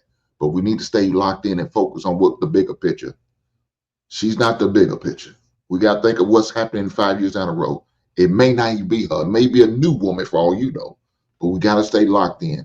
Fellas, men, fathers, we have to focus on our sons and make sure we continue to push this message. Hopefully you got a good wife, a good woman that's on your side that's going to push that same message with your daughters. And we need to come collaborate, and we need to work together and make sure that everybody in that household is on the same page. And if we can do that, we got a chance. Unfortunately, not a lot of us are doing these things. Not a lot of us are pushing this agenda. We've seen all these negative agenda being pushed, but we did not see the positive agenda being pushed. And that's sad to see. But unfortunately, that's our reality now. But we need to start making the narrative going in a different direction. I know we can. And I'm going to say one more thing, JR. Black man protect yourself at all times. I just seen some news that come across my ticker that President Biden has got prostate cancer. That's one thing I always talk about as black men. We got to protect ourselves mentally, and we also got to protect ourselves physically. Make sure we're getting our A1Cs in order. Make sure we're getting blood work. Make sure we're out there getting physicals. Make sure we're getting our prostate check and our colonoscopies. This shit is very important, man. We only get one shot at life. Ain't no reset button. Ain't no redo. Ain't no start over. You get one shot. Take care of yourself physically as well as mentally.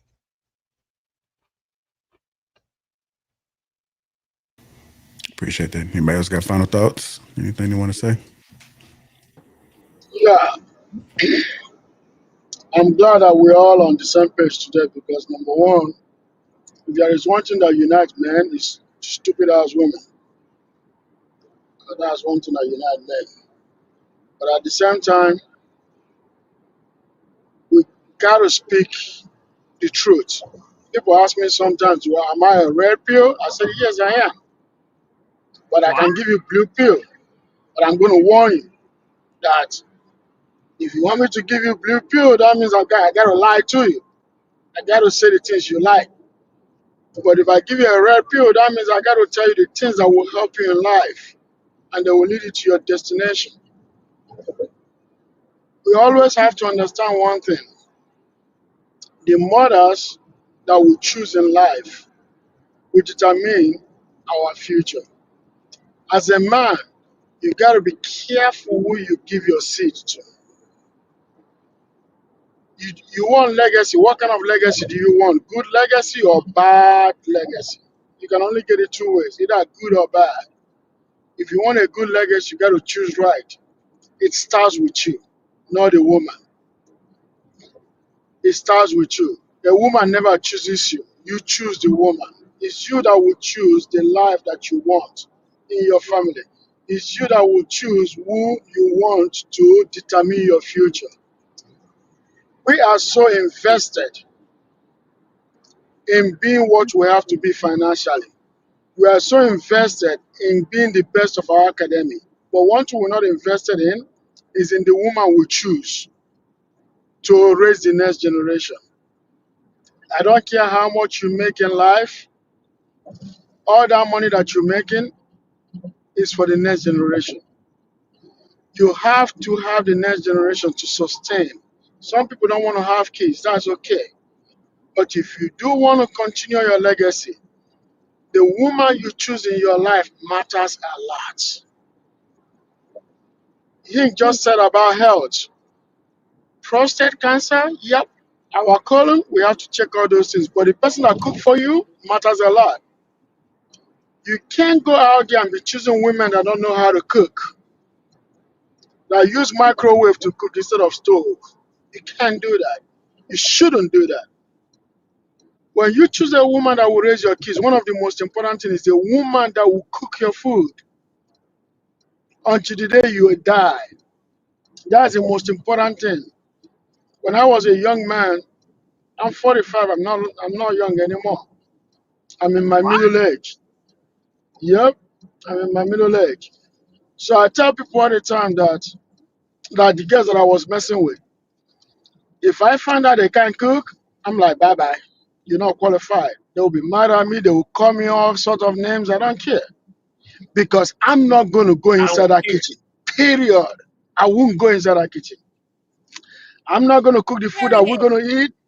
That will not happen. That's not how my parents raised me, to be cooking for a woman. No, I won't cook that food. She will cook all the food.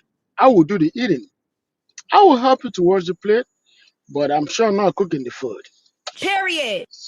So the woman that will cook my food is the most important person in my life because I don't really eat out. I'm very, very cautious of who make my food. My detector test So determined that was a lie. And so what I got to say to you guys, choose wisely and choose right. Choose wisely and choose right. Words of wisdom from Ikene.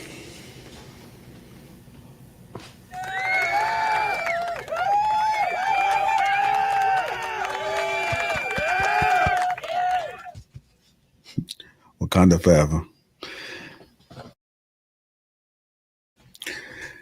All right, here you go. Anyhow, just having a little fun. Anybody know what that score looking like? Denver, any basketball fans? All I know is Indiana's finally on the map, so hopefully we can get this Oh dub. man, we ain't thinking about Indiana, Put us back bro. on there. I was just trying to figure out what the Nuggets and OKC. I could tell you just only watched Indiana. Right.